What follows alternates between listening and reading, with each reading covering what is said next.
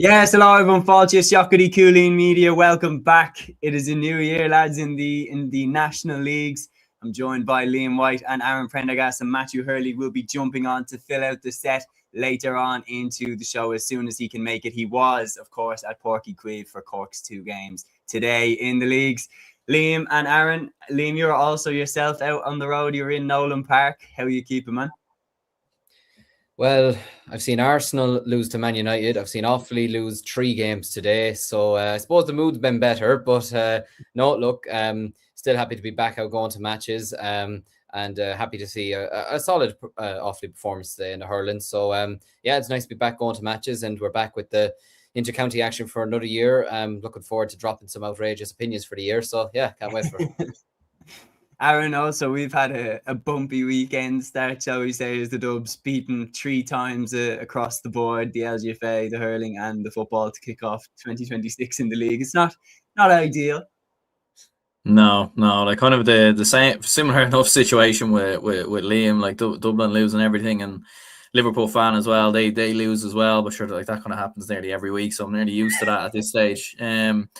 Yeah, like it's a weird one, like especially with the hurling, like the game wasn't on TV, so I was listening to bits of it on the radio and trying to keep up with it on Scorpio, and I think that was the most frustrating one because it looked like we had it. It looked like it was in the bag, and it would have been a huge win to go there and win on the opening day. But then fall short, and obviously yesterday, with the footballers, disappointing loss, but again, not the complete end of the world given the opposition that we came up against. So, yeah, had better weekends as a Dublin fan, but look, hopefully we'll save. Let's get the bad weekends over and done with, and save the good weekends for July. Absolutely. Well, it was disappointing, as JR highlights here in the comments. And guys, just if you are new to the show, basically how we run things here, we're going to run through the highlights from across all 3 codes that was played this weekend. Obviously, the Camogie Leagues have not started yet, but we're going to run through all of it, and you get involved in the discussion. Let us know what your highlights in the weekend were, low points in the weekend, and let us know if you have any questions or would like to hear our opinions on any specific game or specific incident, because as you might expect with the National League ticking off, we have a lot to get into. But we're going to run through some of the comments here from the likes of Garrett O'Dogrecon, who's been a guest, of course, on my show as well. Jay here saying, was at the Clare v Dublin match, some game, can't believe it didn't get broadcast, and very little preview during the week, given that it was one of the highest stakes games this weekend. Both teams, Clare and Dublin, good, played nice hurling, good youth impact from Clare, and great to see Owen O'Donnell back playing hurling for Dublin. Have a feeling both will have a big say in this year's championship. I think they were the 2. Am I right in saying Dublin Clare, 2 strongest teams in Division 1B this year? That's my stance on it, especially having seen Wexford have a very stuttery start to their campaign. I'd be confident that it will be Dublin and Clare going up. Peter here says, hey lads, great to have the leagues kick off this weekend. Multiple screens following the stats and results. County is back. Was up in Armagh last night, shitty weather, but we came back down the road with a point. Went a man down, was predicting Tyrone to get the 2 points, but in fairness, we dug in and got some great scores. That was one of the most underrated results of the weekend, I would say. Kildare going away to Tyrone and getting a draw. Like, that's a fantastic result. And then Peter saying we have Offaly at home next Saturday evening. Always a good battle with us and the faithful lads. Offaly will be eagerly looking for 2 points to get on the board. Liam just reminded me there that you lost. Grand Admiral Dane says, how are we're keeping well, man. Hope you are. That surprised me. Beat Derry. That's another big result, which we'll get into. Peter saying Hooter Gate headline from the Kerry Rossies game. Kerry last score kicked after Hooter went off. I think Rossies robbed. Over to the Rossies correspondent, Cavan. Yes, hopefully Cavan will join us on this show. The Davy show was in full swing, back to his old stomping ground. Was there a confrontation with Wexford Sport? I don't know. We'll jump into that. And also it says, fantastic start to the Stra Lecco Gale, Conor McMahon. Lecco Gale is a gem. Like, it is an absolute gem. And there's no doubt about it. Grand Kevin here says, biggest upset of the weekend, lads. Really quick. What do we think? Personally, I think I would say, do you know what? If Roscommon had held on and beat Kerry, I think it would have been that. Wexford beating Fermanagh is a big one. Wexford going away to Fermanagh is a very, very good result. I would, for me, it is Kildare going away to town and beating them. Yeah. So, to be honest, it's nothing in any way disrespectful to Kildare. I just thought Tyrone would steamroll this whole division. I genuinely thought Tyrone are just going to be on a one-way ticket out of there, but clearly Kildare might be on that ticket with them. Gaelic guy here says, what a performance by Kildare, put me out the last man standing though. Superb performance by Kildare. Cork start on fire. Yes, you will get to that as well. Unbelievable. Carlow beating Antrim, also big upset. Yeah, in Division 4. I mean, that throws our promotion picks into the wood chipper, which I expected would happen at some point. John Miller here says Brendan Cawley played a huge part in winning that game for Kerry. Rossi's deserved a draw at least. And Carlow beating Antrim is a surprise from Mark Bennett. Love the comments coming in, guys. Great to start off the year. We're blessed. National Leagues are back. We've so much to talk about. And lads, let's jump right in. So we're going to start off with Division 1, Round 1. And given that most of the people in the comments are talking about the Kerry Roscommon finale, let's talk about it as well. Kerry, 2 goals and 18 points. Roscommon, 1 goal and 20 points in Fitzgerald Stadium. The All-Ireland champions kick off their 2026 league campaign with a win.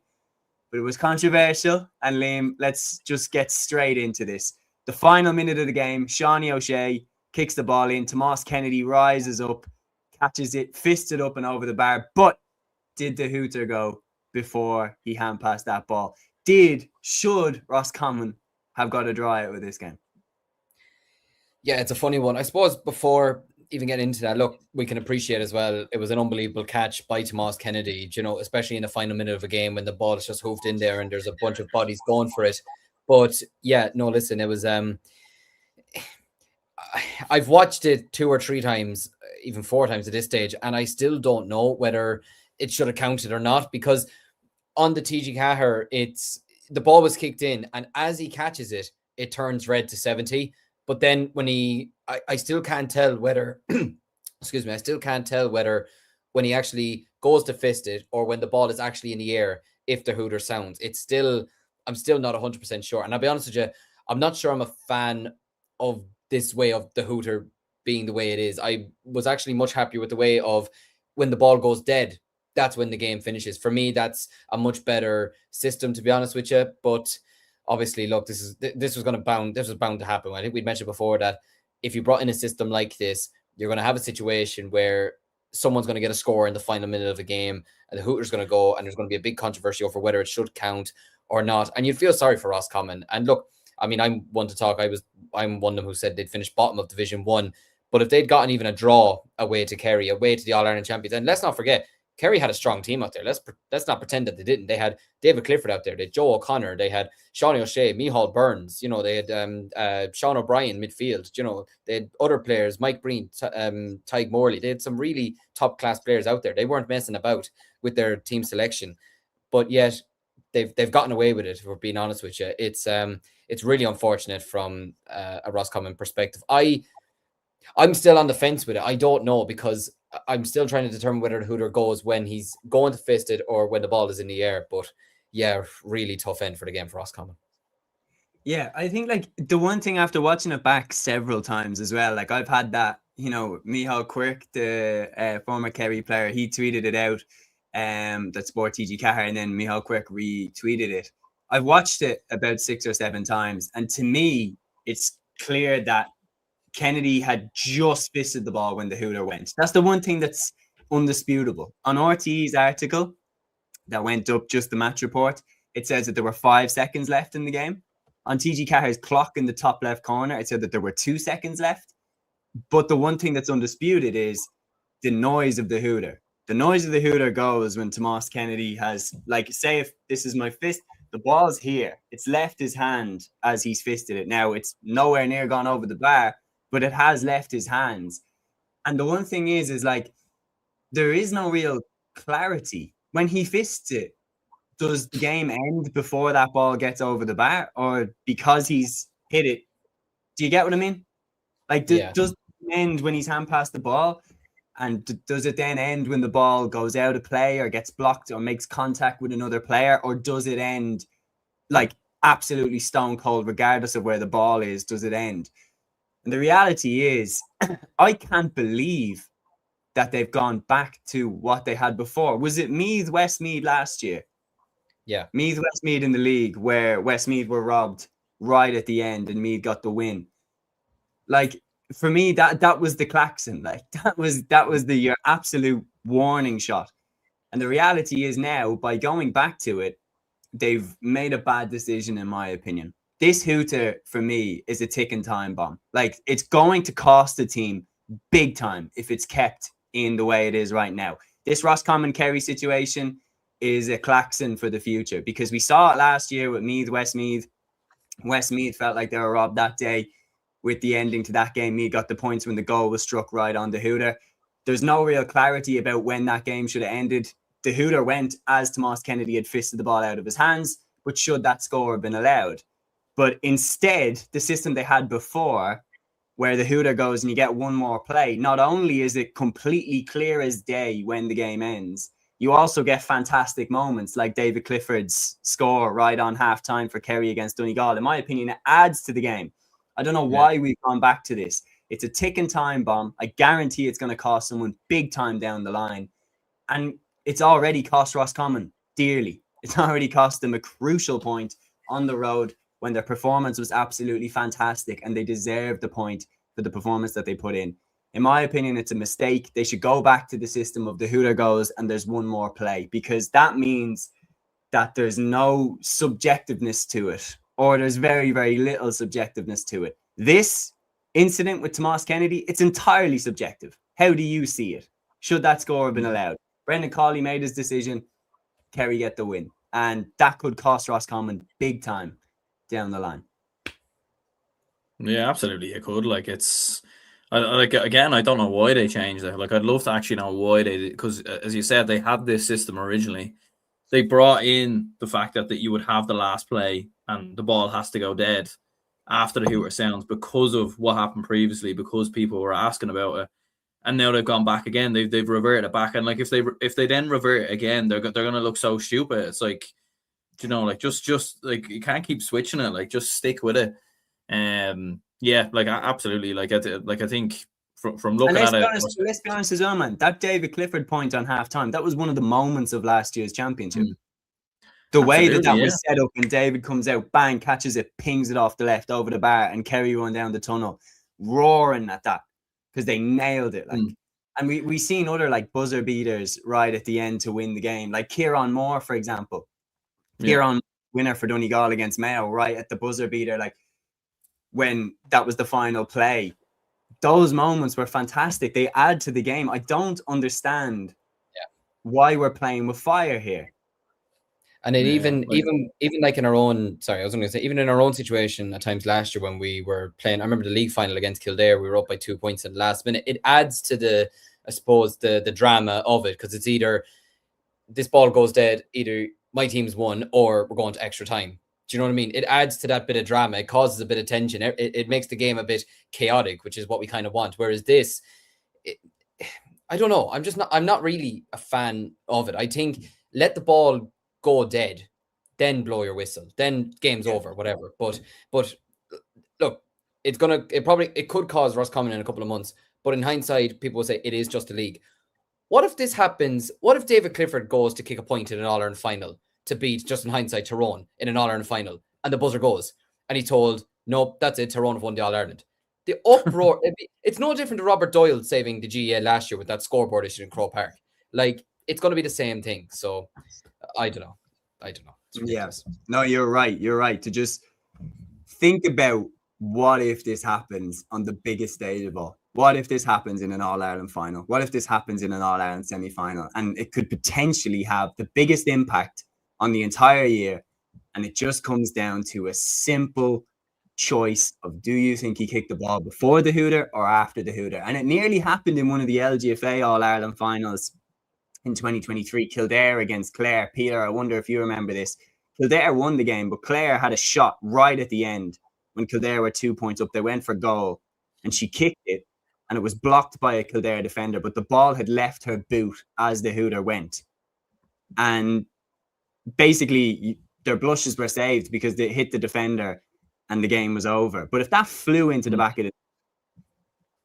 who wins? Do you know what I mean? And it genuinely is like, what decision do you make here? Because, for example, with basketball, they say it's very clear. They say with basketball, if the player's thrown the ball, that's how you get your buzzer beater. If he's taken the shot, then it's in play. So they either need to come out and say that crystal clear, because if that's how the system is, then Tomas Kennedy did hand pass that ball before the hooter sounded.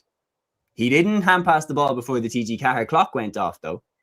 But he hand passed it before the hooter sounded in the stadium. And the other thing as well that would, to be honest, piss me off if I was a Roscommon fan is I don't even think it was a free initially over on the touchline. I thought it was a soft enough free in for Kerry. So yeah, tough to take for Roscommon. They were fantastic. And genuinely, like when we do our predictions, you see it's a little bit of a victim of the sound. Like those clips are great to pump out, but like you don't see the context. Like we're saying on the preview show, we're not saying that we think Roscommon are going to get hammered. We're just saying it's going to be cutthroat. Like Aaron, you have Roscommon on 5 points, is it? Like three teams on 5 points. We think they're going to compete really, really well. We just think that Division 1 is so cutthroat. Like Tyrone went down last year with 7 points. That's an example I'll always go back to. The bar is so high. And I'm delighted to say, lads, that Matthew Hurley has joined us, fresh from Páirc Caoimh, and you've got the Southern Star jacket on. Good to have you with us, Matthew. Yeah, great to be here, lads. Obviously, after a good day, I suppose, for Cork today, getting 2 wins. It was cutthroat, I would say, the football, but the hurling, very, very comfortable. And to be honest, it wasn't great towards the end. You nearly feel sorry for Waterford in many ways. I know we'll get on to the hurling in a sec, but that wasn't a vintage Waterford performance at all. But look, it was a good day for Cork overall and a good weekend. I'm actually glad I'm entering right now because the Kerry Roscommon game, I only seen bits of the story, and from what you were saying, Séamus, I got it completely wrong there, so I wouldn't have known much about it. So I would let you lads crack on away with that. So I just haven't had time to look at the other games and whatever. Obviously, I looked at the scores and stuff, but yeah, it seemed like a bit of a crazy game there. Yeah, no, it was, and Roscommon absolutely put up a fantastic display, and it's a very, very good start for Dowd in there as manager. There we've run through the comments here. Kevin says Tyrone don't even have an excuse to putting out their B team. They should have half a dozen players from the 20 championships who should brush Kildare aside. Daniel says Mayo fan here, very happy with the start. It's amazing what happens when football is played. Kind of happy Galway came back into it, because there would be a lot of Mayo fans getting cocky too soon. Mayo looked fantastic, and to be honest, I thought they showed great composure as well when Galway did come back at them, and the defending at the end, Jesus, like throwing themselves in front of Galway shots. Can't ask for much more than that. John Miller says Rossi's had 3 goal chances saved and 10 other chances for points kicked short or wide. That's another thing that needs to be taken into account when they're looking back at the game, is that the game was also there for them, even if that winner didn't go over from Tomas Kennedy. Peter says good start for Andy Moore in Galway's backyard. Shane says I'd rather the old hooter system. Jay says spot on, Liam. That is why they shouldn't have changed the hooter rule. Gaelic guy says why does the hooter system keep changing? And Garrod here as well. Yeah, also Roscommon didn't have the St. Bridges players. That's another very, very good idea. Stephen Conlon, are you guys going to start league on the fantasy football hurling on Score Bio? That's Liam. You've thrown in that idea. Maybe we could. That's a good idea. My problem is I apparently missed the deadline, so I got no points this week. And I'm absolutely raging because Darren McCarthy did well last night. Adam Screeney did well today. I'm even trying to see what my football team. Stephen Sherlock got points. Apparently I forgot to fill in a number 8 as well, so that's on me. And Keith O'Neill did well. David Clifford got me 19 points. I'm raging, but anyway, that's just my luck this weekend. Yeah, one of my midfielders has gone missing as well. I don't know what's happened. Yeah. Sean says, what was wrong with the hooter last year? Nothing, Sean.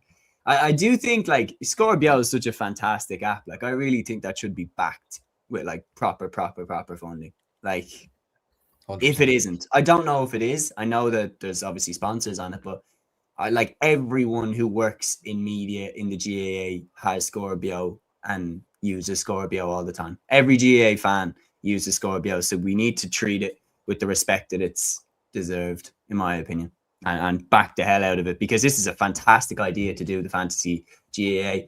And I would be saying, let's really go for this. Like, let's do it the right way. Have it on a level that the Fantasy Premier League is, for example.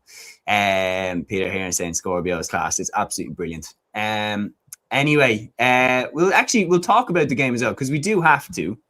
Matthew, you put it yourself perfectly. Return of the King. David Clifford back, a goal and 9 points. Like, the guy he's different class. He's just unreal, and like last week he didn't have his best game in the McGrath Cup final. He only got a point. For him to score 1-9 today, shut up maybe a few doubters if there was any. Like, he was a vintage David Clifford performance, if there was something out of that, and it was a very good. If you're doubting David Clifford at this time, I think you're a bit stupid. Yeah, I think many people thought he might be rested for this stage of the year, but no, he's not. He's not resting at all. He's still pumping out some brilliant performances. I suppose from a Kerry point of view, look, Roscommon performed brilliantly by the looks of the results and by the looks of the scores. Dermot Murtagh got 1-6, Darragh Craig got 9 points. By the looks of those performances, they looked very, very good, and they might shut up a few doubters later on down the league. I don't want to burst the bubble too much, but Kerry played a lot of, I would say, inexperienced players. As you mentioned there, Tomas Kennedy got 1-2 today, but I think that was his first senior start for Kerry. Liam Smith midfield as well. You had a very inexperienced kind of Kerry team. I know you had the likes of Sean O'Shea, Joe Connery, David Clifford, but you had a lot of newbies, if that's a kind of a word from a Kerry point of view as well. So it's an argument to say Kerry will kick into gear once it comes to March, April, May. That's when they'll kick into gear. I don't think they'll kick into gear right away, and that's initially why I said they'd finish 4th in Division 1. I don't think they'll play their real heavy hitters until later on down the league. Like, the Dingle players were partying yesterday, so I don't think they're in the mood. I don't think the young Gaeltacht players are in the mood either. The likes of Brino Biegley. So look, I don't think it's necessarily a bad thing for Kerry. Let them have their rest, let them have their celebrations and whatever. I'm sure we'll get onto those celebrations in a bit as well. Yeah. There was a really big crowd down in Dingle with the 6 Munster champions. It seemed like great crack. But yeah, they're well entitled to celebrate, and I just feel like Jack O'Hanner's right to give these young players a chance. Like the likes of Tomas Kennedy, a lot of comparisons made with him and Tommy Walsh I've seen from the Kerry media. Yeah. He seems like a very, very good player, a very good baller, and the AFL were looking at him apparently, but the AFL haven't got him for this season, at least. I think to Kerry's relief in many ways, because Ben Murphy has already gone down there. Obviously Mark O'Connor over the last few years as well. So I think they're relieved that Tomas is staying around. The question mark is, will he start full forward in Kerry come championship time, or will the likes of Paul Gainey continue his form from Dingle into the inter-county scene? Yeah. Do you know, just genuinely, like, before we move into the rest of the games, what you're realizing now is, like, we're just getting banger after banger after banger. Like, I'm looking through the results and, like, we're so spoiled now. We're in a golden era of Gaelic football. Like, Galway Mayo was a great game. Dublin Donegal, I thought, was very enjoyable. Like, so many great games. And you look back to last weekend, like, the unbelievable All-Ireland club football final. Like, it's pretty much, like, week after week, we're guaranteed cracking games. And, like, I think when we forget how boring it was before the rules came along. But anyway, Matthew, question here directly for you from Peter, and then we'll jump back into Division 1 because obviously we're at 24 minutes and we still have a lot to get through. So, but just a quick question from Peter. He says, were you happy with the Cork footballers, and was there a good crowd in the park for the Rebel doubleheader? I'll probably answer the second question because maybe we'll talk about Division 2 in just a bit, but was there a good crowd? I think there wasn't for the first half. I'd say there was about expected really for the footballers, 2,000, 3,000, if that, I would say. But then when it came to the end and when Cork were getting back into the game, to be fair, the hurling fans started to stream in, and then they were kind of noticing Cork were making a comeback, and then the crowd got behind them. So that was a positive, I think, in terms of that. In terms of the performance, we'll get on to it in just a sec with the Division 2, but there was aspects of it that I wasn't really pleased with. But look, I will say this, a win's a win. We win by a point. I don't care if we win by a point. I don't care if we win by a cheat or whatever. We've won a game. We're on 2 points in Division 2. I'm not complaining over that. But look, there is some aspects of the performance that need to be improved on for next week against Louth. John Cleary did say that in the post-match interview afterwards. And yeah, look, we'll see next week. But look, it wasn't the best performance. Win's a win, though. Yeah, Fair no, definitely, like, especially in a Shark Tank like Division 2 where it's so cutthroat and one win can put you like up the top versus down the bottom. Like, it's gonna be nothing between second and seventh in Division 2 this year. So for Cork, that's a big win. Anyway, we'll move on though. Congratulations to Kerry on the win. Congratulations to Roscommon. We'll move on to the next game in Division 1. This one was the clash in the West between Galway and Mayo at Pearse Stadium. Mayo beginning the Andy Moran era with a win against their most fierce rivals, 318 to 218 in Pearse Stadium. And you have to say it was very impressive. Mayo kicking off the Andy Moran era with a win away in Galway. And interestingly as well, lads, some very nice 2-pointers from Mayo. We've been talking about how they need to add some. Jack Carney as well, as Sean O'Malley here says in the comments. Jack Carney getting a beautiful 2-pointer right on the halftime whistle, or in halftime hooter, sorry. How did you think, Aaron, how did you think that Mayo looked in this game? It was a very good contest, back and forth. There was a period where Mayo looked like they were going to run away with it early in the second half. Then Galway staged their fight back and Mayo hang on. Yeah, they look very good, Mayo. Like, I think one of the big criticisms of Mayo in recent seasons, especially under Kevin McStay, is that they've been very passive in terms of how they play. Very predictable, very boring. They've played a very similar style, really, to they had even under James Horan as well. If anything, it was probably a lot more calmer, though, and it was a lot more keep ball and running the ball into blind alleys and everything else. And yeah, last season was very evident that they didn't take 2-pointers on, but in this game, they absolutely did that. Like, they were... It was kind of back to like the organised chaos, the best of Mayo, I think, you know, down the years where Mayo would be so unpredictable in terms of how they play. They'd run at you from all angles. They'd 1v1, take players on. They'd be kicking the ball. They'd be, you know, hitting you from all angles, really. And that's what Mayo were doing. Like, they were mixing it up brilliantly. They were running at the Galway defence when they needed to, but they were also kicking it as well when they needed to. And a lot of big players stepped up with 2-pointers, like Ryan O'Donoghue kicked a few. Robert Henley as well. Like, you have to give him a huge amount of credit. 3 2-pointers in total, 6 points overall. Like, he was absolutely outstanding, and probably man of the match. Made a few big saves as well. But yeah, like, they did a few new additions in the side. Like, Dara Byrne was very impressive, only 19 as well, so new player in the Mayo ranks, scored a goal and a point.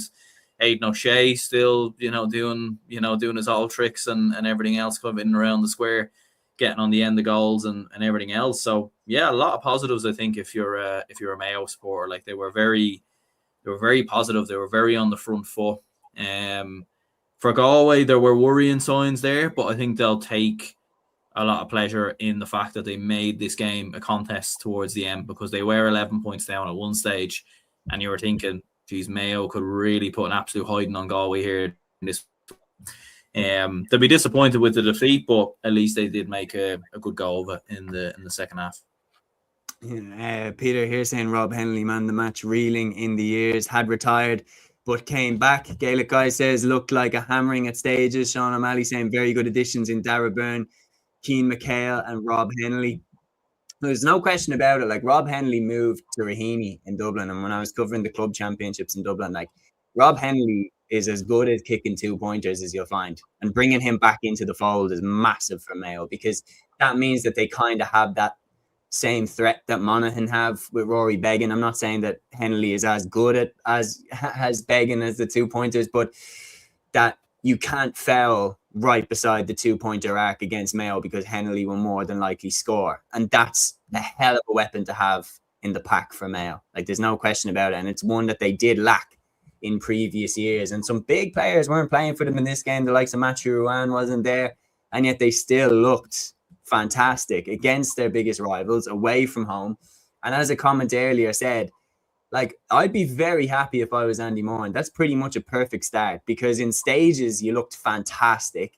Like, Ryan O'Donoghue was fantastic. Aidan O'Shea was brilliant. Calling back Rob Henley looks like a genius move, because he adds that 2-pointer threat to Mayo, and his goalkeeping in general looked really sharp.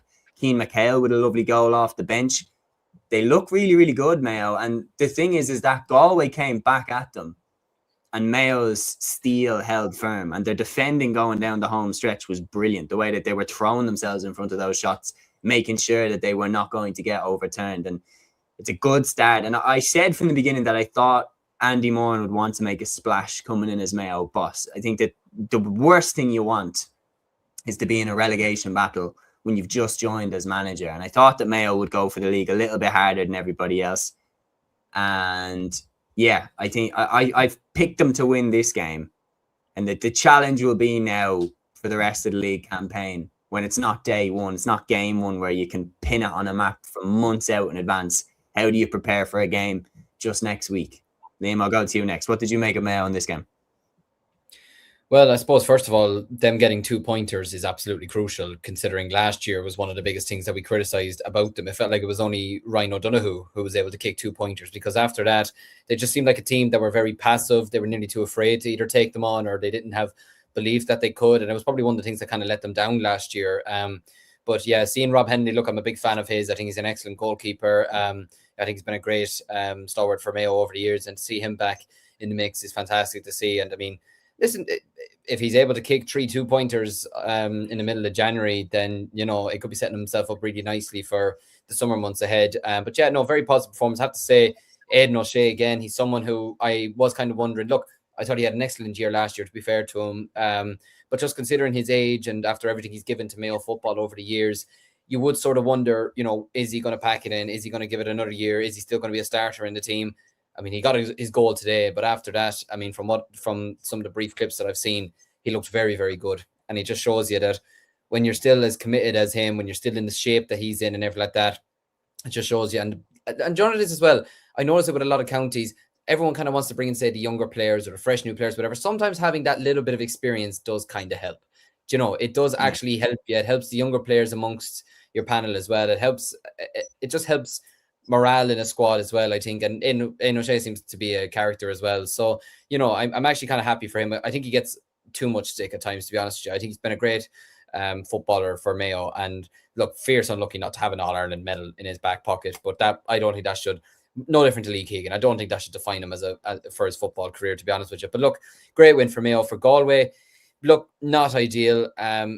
We kind of mentioned, was it even on the podcast that went live, that it was the 2024 All-Ireland defeat that really hurt Mayo rather than 2022, and they kind of underperformed last year. I hope, yeah, Galway. I hope they don't underperform this year. Like, I hope they don't, because I do like watching this Galway team, and they have a lot of really nice players. I mean, sure, Robbie Finnerty is one of the best footballers in the country. Shane Walsh, Damien Comer, I'm struggling to think of his name now. Matthew Tierney. Thompson is apparently coming back in May. Apparently. Yeah. But yeah, I like this Galway. It's already underway then, so. Yeah, and I like Páirc Joyce as a manager as well, but I just hope they don't go into a slump like they did last year. That's what I felt like last year was a bit of a slump, to be honest with you. I hope they can kind of get back up to that level, because they are a team that's good enough to win an All-Ireland. Now, look, it's day one in the league, and look, the weather wasn't great today or anything like that. And Mayo, like you said, would have probably been more up for this than maybe Galway would have been, but it's certainly an eye-opener for them as they head forward to next weekend. Yeah, no, they were good. Like, there's no question about it. At stages in the game, Galway, and some of their players did look sharp, but it was definitely Mayo's game. They were the better team, deserved the win. John here says, as a Mayo fan, I'd be happy with mid-table teams that go hard in the league are burnt out when it comes to championship. Mikey says, young Bob Dewey was really dominant in midfield for Mayo. His best game so far. A good fielder in midfield has been something Mayo lacked since Parsons and Séamus O'Shea retired.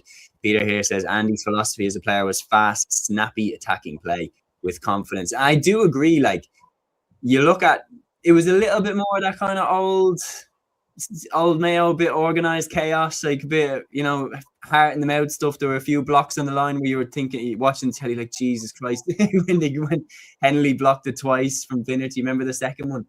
But yeah, they looked a little bit back to themselves. And I think with Andy Moran, I really believe with Andy Moran, they've made the perfect appointment, because they've hired in someone who knows the dynamic of that dressing room perfectly, and they've got someone in who has done a very good job, I thought, with Leitrim. I thought he was underrated in terms of how well he had them moving.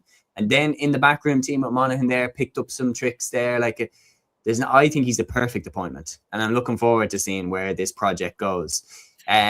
Sean says, to be honest, I think the All-Ireland has passed Galway by. Their squad is getting older, and I just think other counties are catching up. To be honest, I think it's probably gone. I don't know. Like, I'd be surprised if Galway win the All Ireland this year, where I wouldn't have been that surprised last year at the beginning of the year. I'd be I do definitely have them lower on my list in terms of who I'm expecting to win. Magdalene Woods here saying, why were Mayo favourites going in according to the bookies?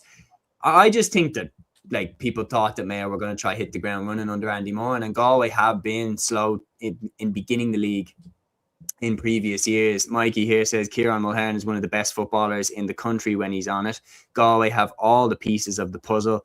It's just fitness issues and peaking at the right time. And Gaelic guy here says 2023-24 were the chances for Galway to win it. Okay, but congratulations to Mayo. Great start to the league campaign. And also one more thing, the little bit of handbags adds to the contest, doesn't it? Because there wasn't a dirty belt thrown, but you were like, oh God, this rivalry's class. But anyway, we'll move on to this game. Dublin 20 points, Donegal 120. Anyway, moving on to Monaghan versus, only messing, we'll talk about it. Dublin 20 points, Donegal 120 in Croke Park. You sure? Aaron, what did you make of this? Obviously, Jerry Brennan's first game at the wheel in the league. Obviously, he had the O'Byrne Cup clashes and stuff like that. But the Donegal game was always going to be a test. Under the bright lights at Croke Park, Donegal get the win. And it was 2 pointers that made the difference, because interestingly, by the old rules, this game would have finished a draw. Donegal kicked 5 2-pointers, Dublin kicked 2. Is that the only difference, or is there more to why Donegal won?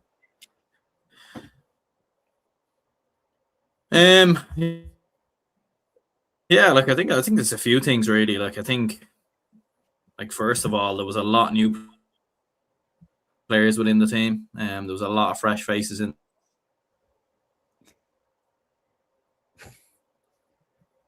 Oh no! I think it was a bad time to ask Aaron. We haven't seen the cup when they played and everything else. Am I lagging or what's going on here? Yeah, you were lagging badly there, man. Like you look like you were freestyling Eminem there, the way it was just moving. Yeah, it sped up, and then all of a sudden the mouth was like Rap God. That video, like. Yeah. Am I? Is it a little bit better now, or? Yeah, it's better now. It's better now. If you want to give us what you said. Yeah, we'll go for it anyway. Yeah, no, look, overall, like from a Dublin perspective, like there was things to be positive about, but there was also, I think, good parts of it to not be too happy about.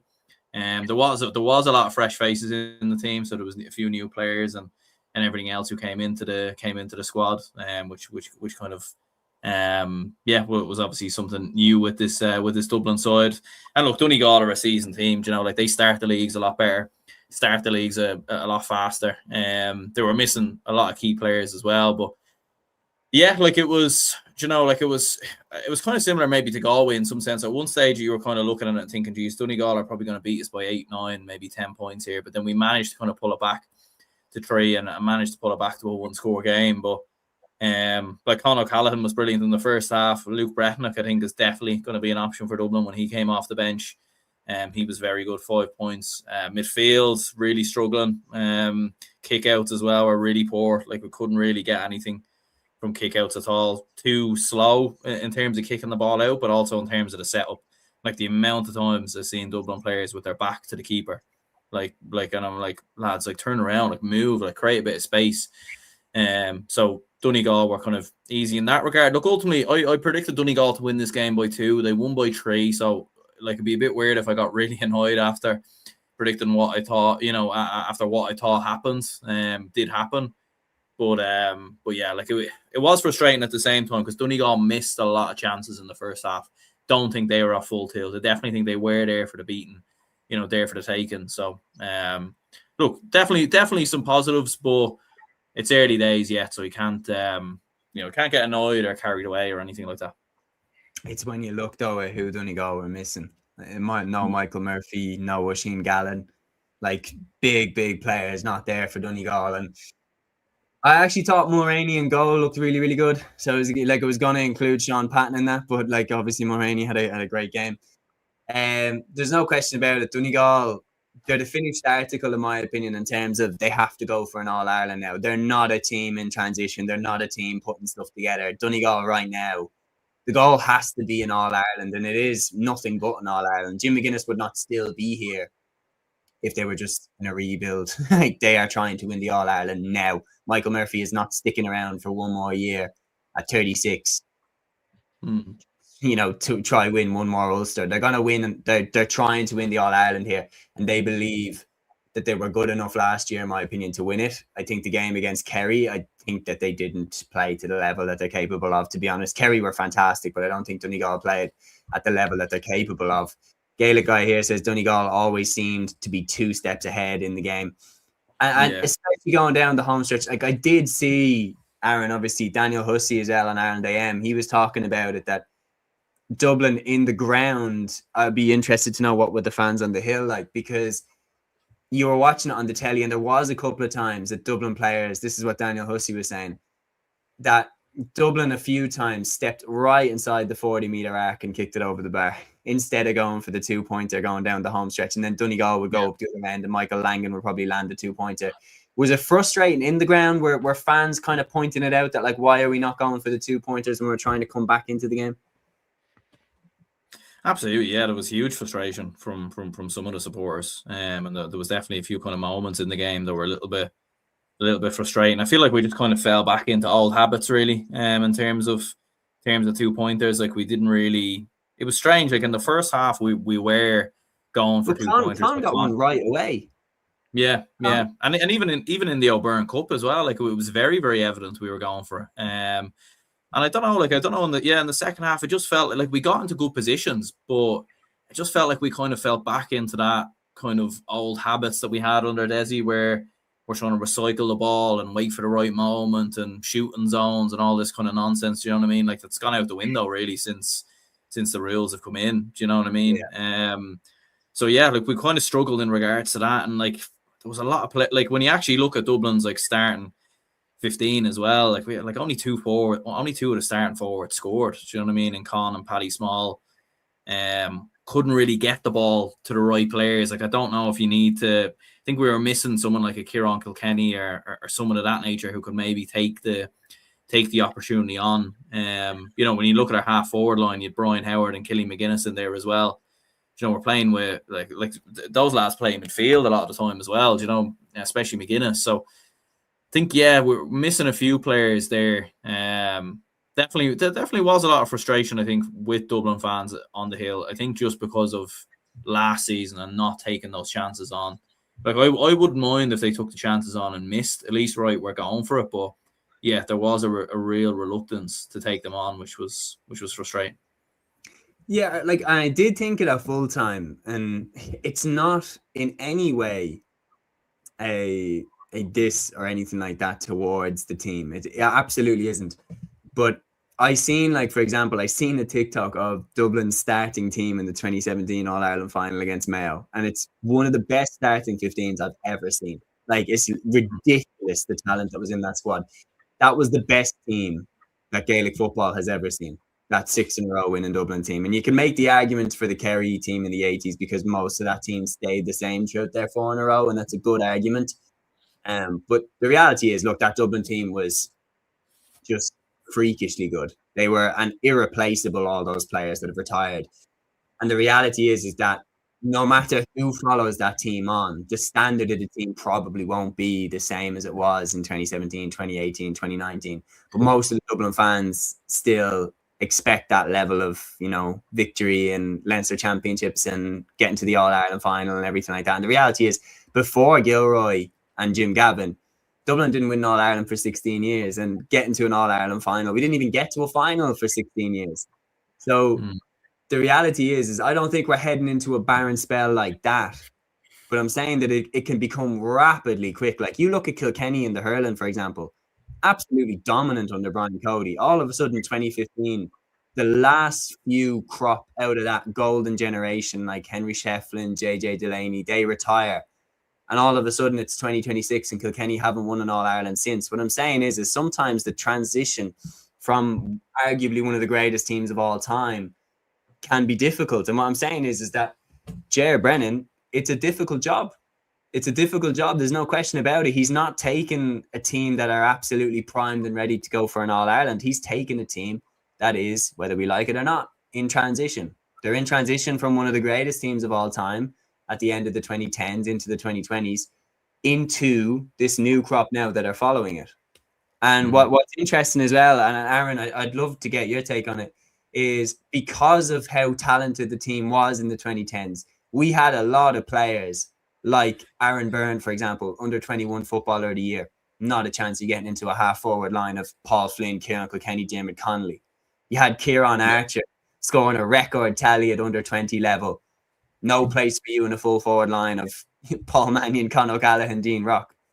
So what happened is there was like a bit of a generation there of no matter how talented you were, you probably weren't getting into the senior team. And a lot of those players now aren't even really playing that much with their club. Like Aaron Byrne wasn't playing for Nafina this year, as far as I know. So it's like the age gap as well between the players is quite wide compared to other teams. Or am I mistaken in saying that? Oh no, it's frozen again. Oh no. I thought he was really, really considering the question. Anyway, lads, Liam, I'll throw it over to you, and I'll throw a different question to you. Because when Aaron was talking there, one of the points that he made really, really well was the kickouts and the difficulties that we were having with the kickouts. There was a Brian Fenton shaped hole in that midfield there in terms of the difference that he would make to the game. We have a lot of options around the middle. Ethan Dunn, Matthew, you called for him in the live pod in studio that Ethan Dunn should be looked at. He got a run out. He did look good, but the reality is we did struggle on the kick-outs, Slim.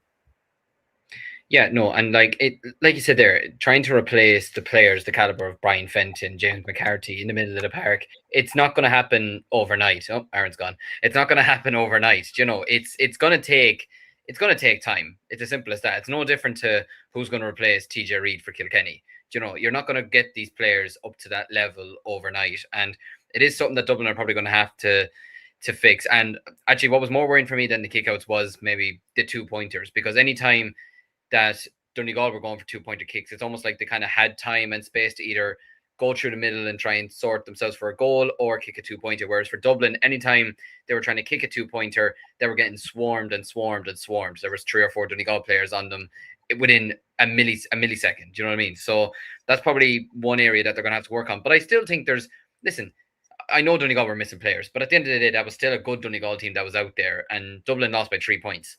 It's still nothing at the end of the day. 3 points is a score. Yeah. Do you know what I mean? 2 scores and you win the game. So I still think that Brennan has a good panel there. I think he will do well with this Dublin team. Like he didn't do well with Louth for nothing. Do you know what I mean? So I think he will do well with this Dublin team. But like you mentioned there, look, the kickouts is something that Dublin are going to have to work on. But it was also the first like proper game they've had this year. And look, is it Mayo you have up next? That's the perfect opportunity to go. Yeah, that's the perfect opportunity to go and maybe work on that, and especially in another intercounty. Castlebar will be bouncing though. I'm not looking forward to that. They'll be baying for blood. Look, I think the reality is like this result is kind of similar to the Donegal result. I'm not saying for 1 second the Dublin team that we have now is still superbly talented. It's still a fantastic team. We still have the likes of Con, Paddy Small, like really, really top players. But the point that I was making is when you look at the team in the 2010s where we were head and shoulders above everybody else, we're not quite that anymore. We've slipped back into the pack a little bit. We still have to be considered for the All-Ireland, but we're not as far ahead of everybody else as we once were. And look, I don't think any team is ever going to be as good as that team was for a long time anyway. We have a couple of great comments in here. Sean here talking about me saying to you, Aaron, about players, you know, just being right player, wrong era.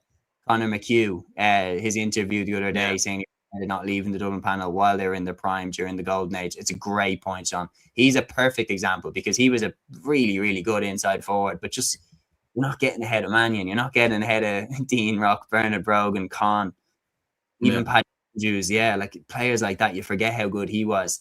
Peter here saying all great legacy teams go through transition. I think Limerick will probably end up experiencing the same thing when the likes of, you know, Tom Morrissey, Hegarty, those boys step away. where I think we'll see similar with who replaces Declan Hannon. But anyway, great question here from Mikey. He says, question for the lads, how many counties see this year as Sam Maguire or bust where nothing less would do? Matthew, I'll throw this to you. Off the top of my head, Galway, Donegal. Kerry? For Jack O'Connor? Well, they won it last year. So I don't know. But Jack's sticking to try with back-to-back now. He is, absolutely. So maybe so. So maybe them 3. Mayo are still pretty young, like Dara Byrne and Cian McHale. I know there's Raymond Staples wanted on Ireland, but I don't think those players are in a particular hurry. Armagh won one, so I don't think they're in a particular hurry. Monaghan. Sean here saying Derry as well. But you look at Derry, I know we'll get on to Division 2 in a second, but you look at Derry last night, I think Derry are miles off All-Ireland. Honestly. I think Aaron there. Aaron smiles off the podcast. No, but honestly, I think look, I know we'll get on to Division 2, but I think look at Derry, their record, the bad momentum, if that's a kind of a word as well.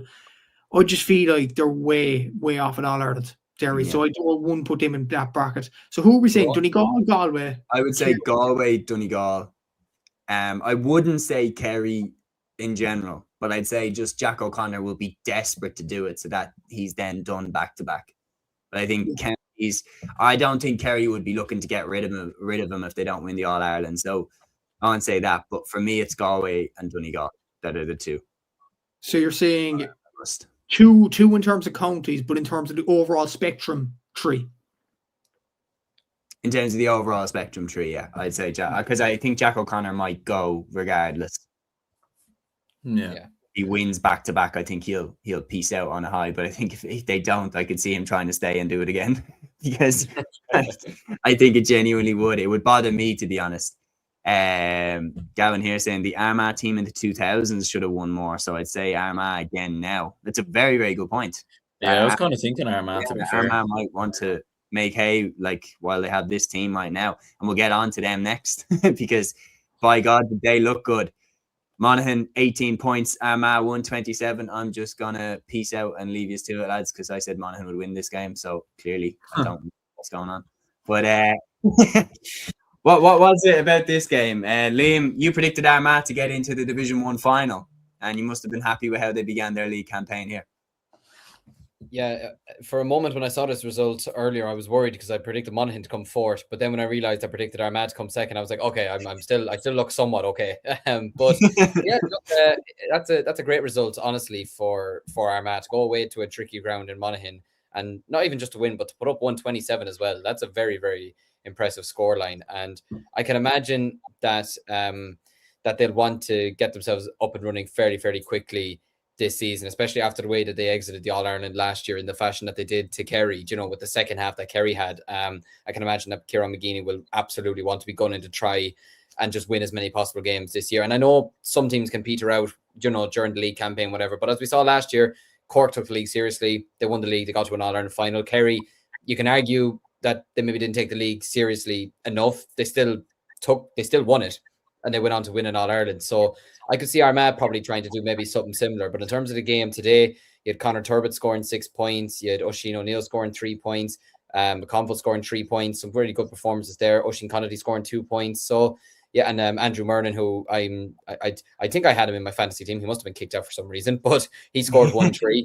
1-3 from midfield. Jared O'Burns, who I really like as a footballer as well. I think he's going to make the wing-back position his own this year. He got 3 points. So yeah, really positive performance from Armagh. For Monaghan, it's a disappointing enough performance. The only 3 of their forwards, their starting forwards, scored, which is probably a bit of a concern for them. But look, I don't know off the top of my head how many of the Scottstown players that they had available to them today. But look, I would give them the benefit of the doubt that they maybe, even if they did have them, they're probably not fully up to scratch considering the season that they just had. So I think Monaghan will still be okay, but that's a big statement victory from Armagh.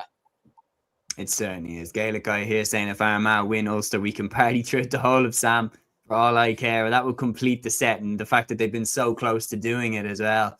is definitely on the mind. Gaelic guy here saying 126 from play without any 2-pointers is an impressive output. So no complaints. That's so impressive. That's so impressive. Mikey here saying, what will it take for Kieran McGeady to step down winning the Ulster title? I truly believe he wants that Ulster title. And I think if they win it this year, Armagh, which I could easily see them doing, then he's got it all. He's won the All-Ireland and Ulster as a player and as a manager. Peter here saying he wants one more All-Ireland. I wouldn't rule that out either. But I think the Ulster Championship, I think if you force them to pick one, Ulster or All-Ireland. Same with Clare and Hurling. Yeah, again with Clare and Hurling, yeah.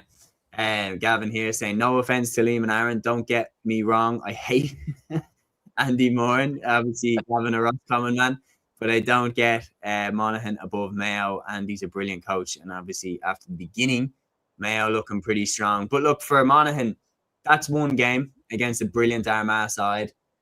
We'll see what they're like in round 2. And the reality is I've written Monaghan off plenty of times to be relegated on the pod in previous years, and they ended up relegating Dublin one of the years to stay up. So I'm definitely going to bite my tongue on doing that in the future. But that's Division 1 rounded up and recapped. Aaron, I'll go to you first though, because you've always been an admirer of this Armagh side. You said it years before they won the All-Ireland that this team had the capability of doing so. Obviously some big players not around for the opening of the league, the likes of Rian O'Neill, Rory Grug and Jamar Hall. But who caught your eye in this one? Yeah, I think Cian McConville. I think he was the big one really, like, because he's been knocking about for a good couple of years with Crossmaglen, and I know I've seen some kind of like top scorer charts and everything else of the Armagh Championship through the years, and he's kind of been quite like high up on that list, if not the top scorer, at least the second top scorer, and obviously a very young footballer as well. So it's probably been one of them, a bit like what you were saying with some of the Dublin lads who couldn't quite get into the team. I think Cian McConville's probably had similar as well. When you've had Stephen Campbell and Oisin Connaughty, Rian O'Neill, all these lads, with some of them obviously having left the team, Stephen Campbell retired, Rian O'Neill obviously being unavailable, it's freed up a space for him. So good to see him involved. Oisin O'Neill as well, like, he's been in very good form, especially in the McKenna Cup. Like, he was scoring some brilliant 2-pointers. And I've always thought like he's been very underrated. I think maybe because of how good Rian is. But I remember he scored a point from like his own half a couple of years ago. Like, he something outrageous. Like, he's a very, very good player. So good to kind of have him in the side. And yeah, like for Armagh, because especially with losing a couple of players, you do need to kind of keep the young lads kind of coming through, and they have found a few in recent seasons, like Oisin Connaughty and Joe McElroy and a few lads like that. So like Armagh, like, I definitely say there's definitely a top 3, I think, in the country, and I think Armagh are in that. I think there's Kerry, Donegal, Armagh. Could argue Tyrone maybe are probably the closest to breaking into that top 3, but that's kind of how I'd have it at the moment. Well, maybe not after this weekend. We'll get into that game later. Armagh, of course, making a great start to their Division 1 campaign. And that's round 1 of Division 1 recapped. And lads, we are cooked. This is going to be a long episode. Just we've so much to talk about. We'll jump straight into Division 2. And Matthew, I'll go straight across to you because you are at this game. Cork 24 points, Cavan 217. In terms of consequences for both teams, this could be huge because both sides, I think it's fair to say, are in that kind of 2nd to 7th range. Stephen Sherlock, you hyped up his return to the Cork panel, and we've just seen his impact there. What a score to snatch the win for the Rebels. Yeah, it was absolutely superb. I wasn't really hyping it up to the extent that I say Liam has. I think Liam put it in the fantasy team, but it was just a shame he didn't start the game. Brian Hurley started today. But look, I just think he is a difference maker. He's an absolutely incredible footballer, and I think the biggest compliment I could give to Stephen Sherlock is we were a point down against Cavan. He was outside the 2-point range. It was a free, but I just knew he was going to stick it. I knew he was going to score. He's just a superb footballer, and he's just thriving under these new rules. And Cork, when Paddy Lynch got a 2-pointer, this was a crucial moment in the game. Paddy Lynch got a 2-pointer after Cork broke a breach I don't know what happened in the middle of the park. It was just kamikaze stuff, I'd imagine. And then Cavan went up, got the 2 points through Paddy Lynch, who didn't start the game. I don't know, was he injured or did Dermot didn't want to risk him or whatever, but he did come on and he made a massive difference to Cavan. I think he got 3 points in this game coming off the bench. I thought he was superb. And when he got that 2-pointer, Cavan went 7 points up. And I thought at that stage, I'm going to get embarrassed here by my predictions. I'm going to get ridiculed and Cavan are going to win this game here. But to be fair to the players, they bounced back. It was a brilliant showing towards the end of it. Stephen Sherlock got a couple of 2-pointers, obviously. Chris Oak-Jones hit a brilliant point as well. I will say, this guy didn't score after coming on, but I have to mention him. Dara Sheedy, this guy is under 20. He's part of the under 20 panel again next year. He's 19 or 20 years of age. He was only minor under 17 back in 2023. He was a player that did very well against the likes of Kerry and Dublin back then in the minor football championship. John Cleary threw him on, and to be fair, he performed absolutely brilliantly, not just in the forwards, but I seen him actually collect the ball in the defence of Patrick Doyle's kickout. And I was like, I don't want him back there, obviously. He's a forward, but at the same time, it is just it's so good of the lad, in fairness, that he works so hard for the team. He's not one of the experienced players on the panel, but you could see he added the energy, he added the spark into that Cork attack in so many ways. And I think he was absolutely brilliant when he did come on. Sean McDonald at some stages was very good from a Cork point of view as well. I think the criticism really, we didn't hold Darragh McVitie at all from a Cavan point of view. He was named as number 6, but he played around the corner forward position. He got 1-4 from play. We just didn't find a solution to stop him at all. That was quite a concern, in my opinion. Garrett McKiernan was quiet from Cavan point of view in the first half, but he drifted out in the second half and he caused a lot of wreck. Paddy Lynch, as I mentioned there, didn't start the game, but he came on.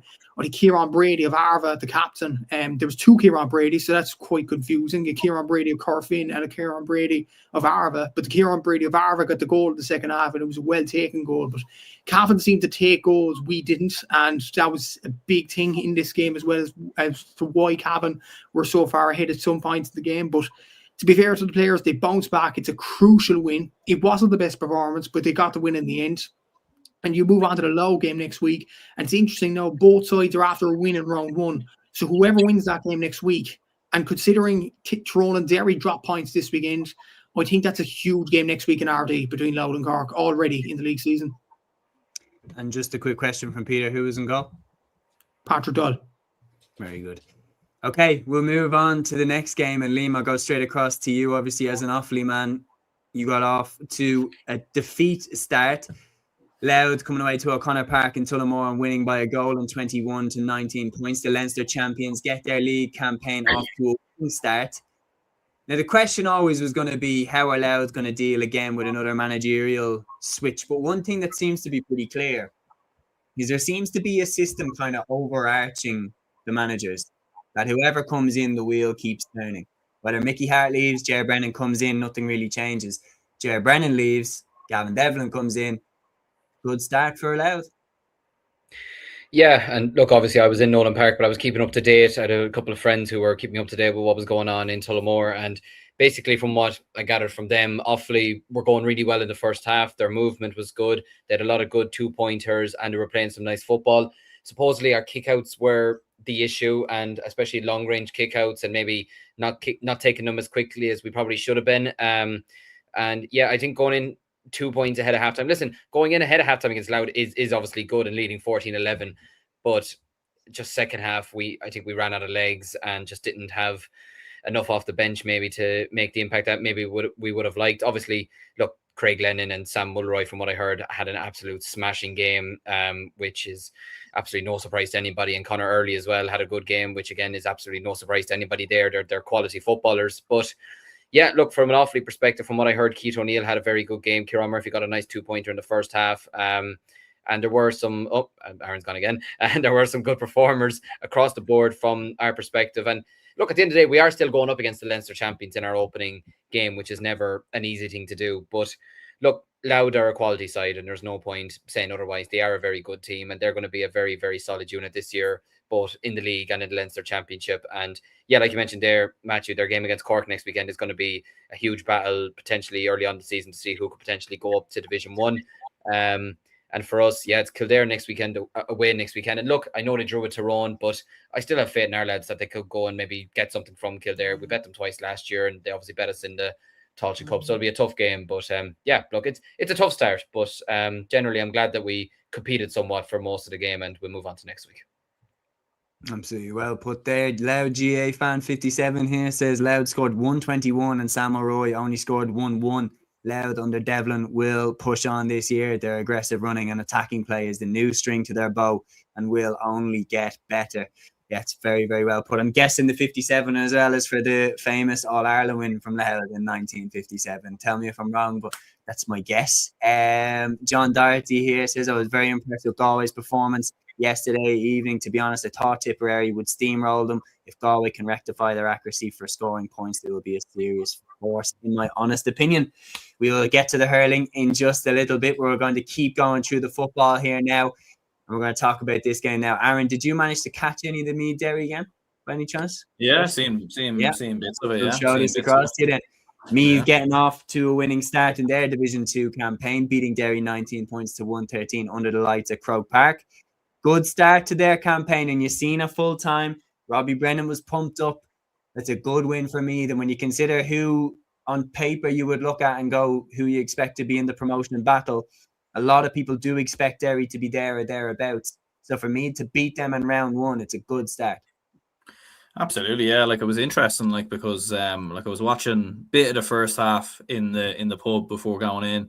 And Derry were actually 1-4 to a point up, and Derry had started really, really fast. And you're kind of thinking, okay, maybe with Meath, it's going to take them a while to get going. But by the time I got in the ground, you were looking at the score and you were like, oh my God, geez, Meath have completely flipped this game on its head. And I think the big thing really with Meath is having Jack Flynn back. I remember seeing him against Down in the Tailteann Cup final a couple of years ago and thought he was outstanding. Like, he was by far the best player on the pitch, and you were thinking this is going to be the future of Meath football. Sort of drops out of the panel in the last couple of years, has had a couple of injuries and everything else, but yeah, he's a big player to get back in the team. And when you add that in with players like Matthew Costello and Jordan Morris and others, like Meath are very, very well versed. And I think for Meath fans to be very happy, because it's another big win against a big team. Like, especially under the circumstances as well, where Derry were pushing them quite close towards the end, and they were able to kind of see it through and hang on. So, and obviously with the fact they're playing outside of Páirc Tailteann, not in their home ground. So, little bit of a change there from a Meath perspective, but they were very impressive. The way they held on. For a Derry perspective, it's another game, unfortunately, that's gotten away from them. Like, I think we've said before, like, didn't win a game at all last year. And I know we got a lot of slack for not predicting Derry to, all of us not predicting Derry to get promoted. But, like, I just don't think you can turn it on, like just like that with the flick of a switch. Do you know what I mean? Like, I don't think you can just... And, like, you could see very evidently towards the end of the game, Meath have been winning these battles a little bit more over the last 12 months than Derry, and I think that was very evident in the closing stages. It's a good point, and I think when I look at Meath and I look at Derry and I analyse both of the sides, I think what Derry have lost is that unshakable belief that they had in the early stages when Mickey Hart came in, that they were the best team in Ireland. Like, I truly believe that they thought that they were on their way to an All-Ireland, and that Donegal game had such a shattering impact on their confidence in themselves that then they lost to Galway really badly, they lost to Armagh really badly, and all of a sudden, I said it in our in-studio pod that I'd never seen a team look so good and so confident and so sure of themselves, to all of a sudden looking so rattled, like, every time they went out, and they didn't look anywhere near what they had looked previously. And it's difficult to recapture that spark. It's difficult to recapture that magic. It's one game. Let's not get carried away. Kieran Mean is a fantastic coach. He's come in. He was the guy that nearly got them to an All-Ireland final in 2023. They nearly beat Kerry that day. And I think that would have been their year to win the All-Ireland, to be honest. But maybe he can rediscover that spark that they had. But the reality is, even it goes under the radar, but Chrissy McKay gone from that team. Huge loss. Absolutely huge loss there in the full back line. and Kieran McFall also not part of the team the other day.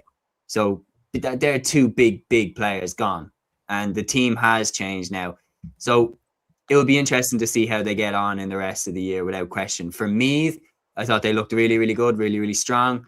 And I'm also going to give an award. Okay, we give a first Cúilín Media award for the highest point I have ever seen in my life. I don't know, did you clock Jack Flynn at one point booted the ball literally up into the heavens? I thought when he kicked it, he'd absolutely miscued it, and somehow it lands down over the bar. One of the best, most spectacular points I think I've ever seen. And just wanted to give that a special shout out as well. Liam, I'll throw this over to you then. Tyrone opening their league campaign with a draw against Kildare and Healy Park. Kildare getting a superb result here, away to the overwhelming favourites to top Division 2. Now, there's a few ways to look at this. Did we A, overestimate Tyrone? Did we B, underestimate Kildare? Or C, is this just a once-off weird game? Or is it all of the above?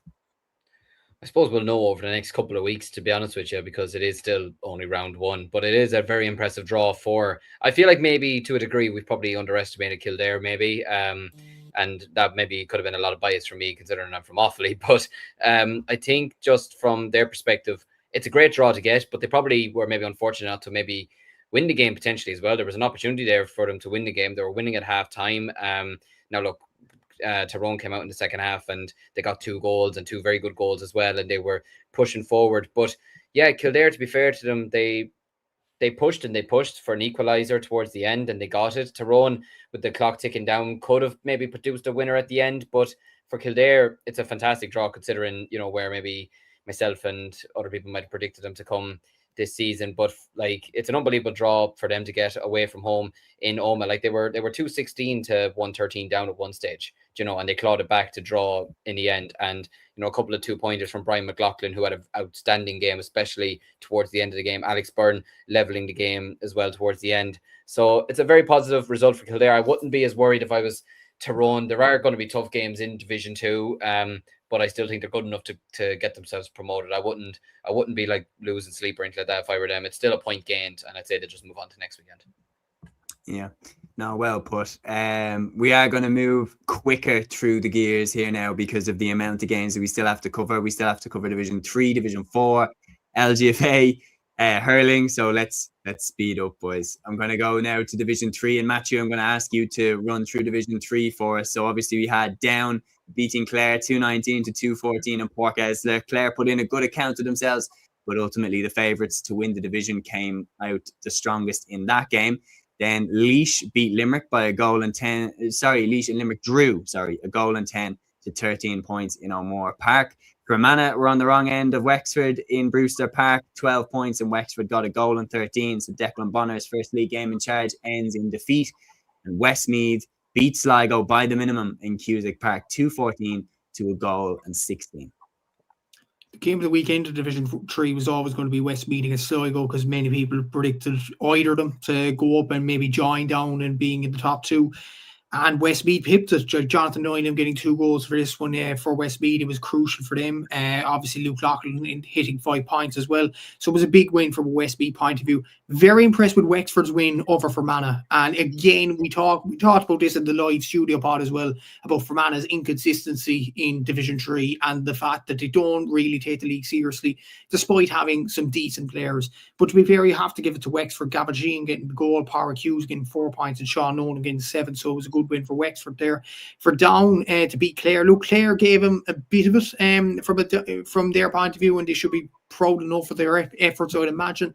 But you look at Orr Murdoch hitting 1 goal and 2 points, Pat Havern hitting 6 points as well. So it was a good performance from a Down point of view. John McGeoch got the other goal from a Down point of view as well. Look, for Clare, I do think they have to prove it in the next few weeks. They can't just prove it against one of the best teams in Division 3.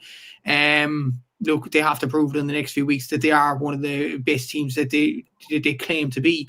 And Limerick against Laois in the other game, look, it was a good result for Limerick, considering Laois were ahead. I'd seen a video on Laois today, and Laois apparently had a load of shots in this one. They almost kicked the game away, apparently. Evan O'Carroll got 1-4, so it was a good performance from him. But to be fair, Limerick were way down in this game and they got back to level it. So I think it's a point gain for Limerick and a point loss for Laois there. Yeah, it's a very, very interesting way to look at it. Yeah, Laois, like we didn't really have two similar predictions for this Division 3. Liam, what game kind of stood out to you out of that list?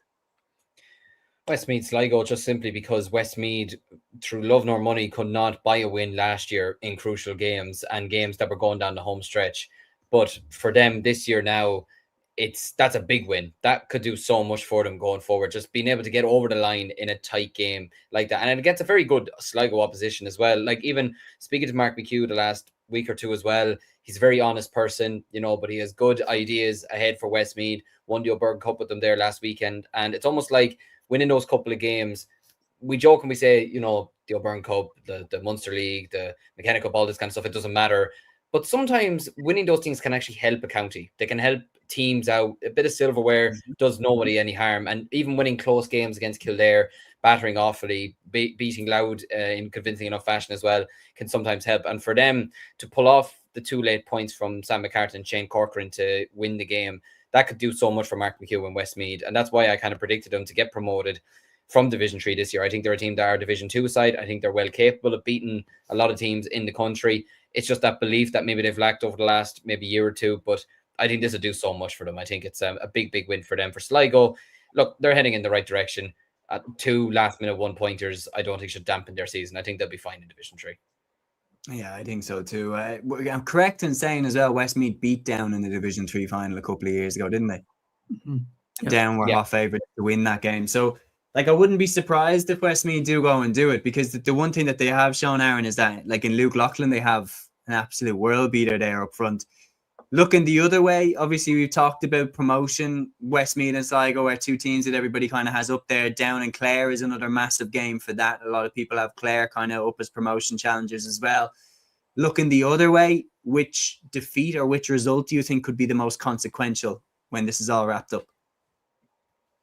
Yeah, it is an interesting one. I suppose it was a big defeat, I suppose, for Sligo in regards to that, and Westmeath kind of turning it around. It was a great turnaround, from a Westmeath perspective, especially at one point when it looked like maybe they were potentially going to go and get beat. It's kind of early days, really. It is kind of hard to tell. It probably is a damning result maybe from a Limerick perspective. That was a draw, was it? Draw, yeah. For me, it's the Fermanagh one. For me, it's that I'm like, oh.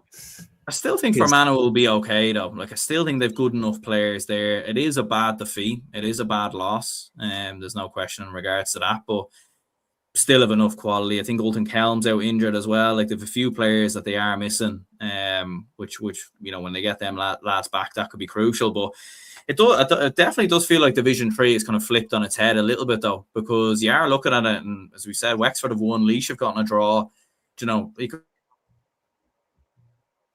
Oh yeah, I'm still here. Something Wi-Fi's going out the window, man. Your hands at the mic. I don't know how much of that you heard. Oh no. We heard right up until I went, oh, we heard all of that. But anyway, I think we're safe enough, in terms of the start, in terms of most of our picks to go up. I think most of us picked Down and Westmeath to go up. But now both of them obviously getting off to a winning start, as Des here says, Westmeath for promotion. Defo Justice last year. Ryan also says Limerick threw it away. We'll move on to Division 4 though, lads, because we still have a lot to get through.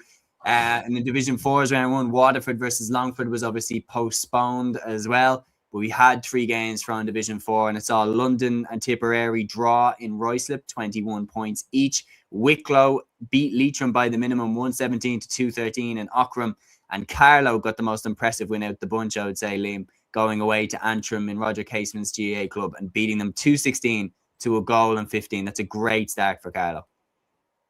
Yeah, and there goes our Antrim predictions of getting promoted as well. We're off to a few edgy starts here, but no, look, a great win for Carlow.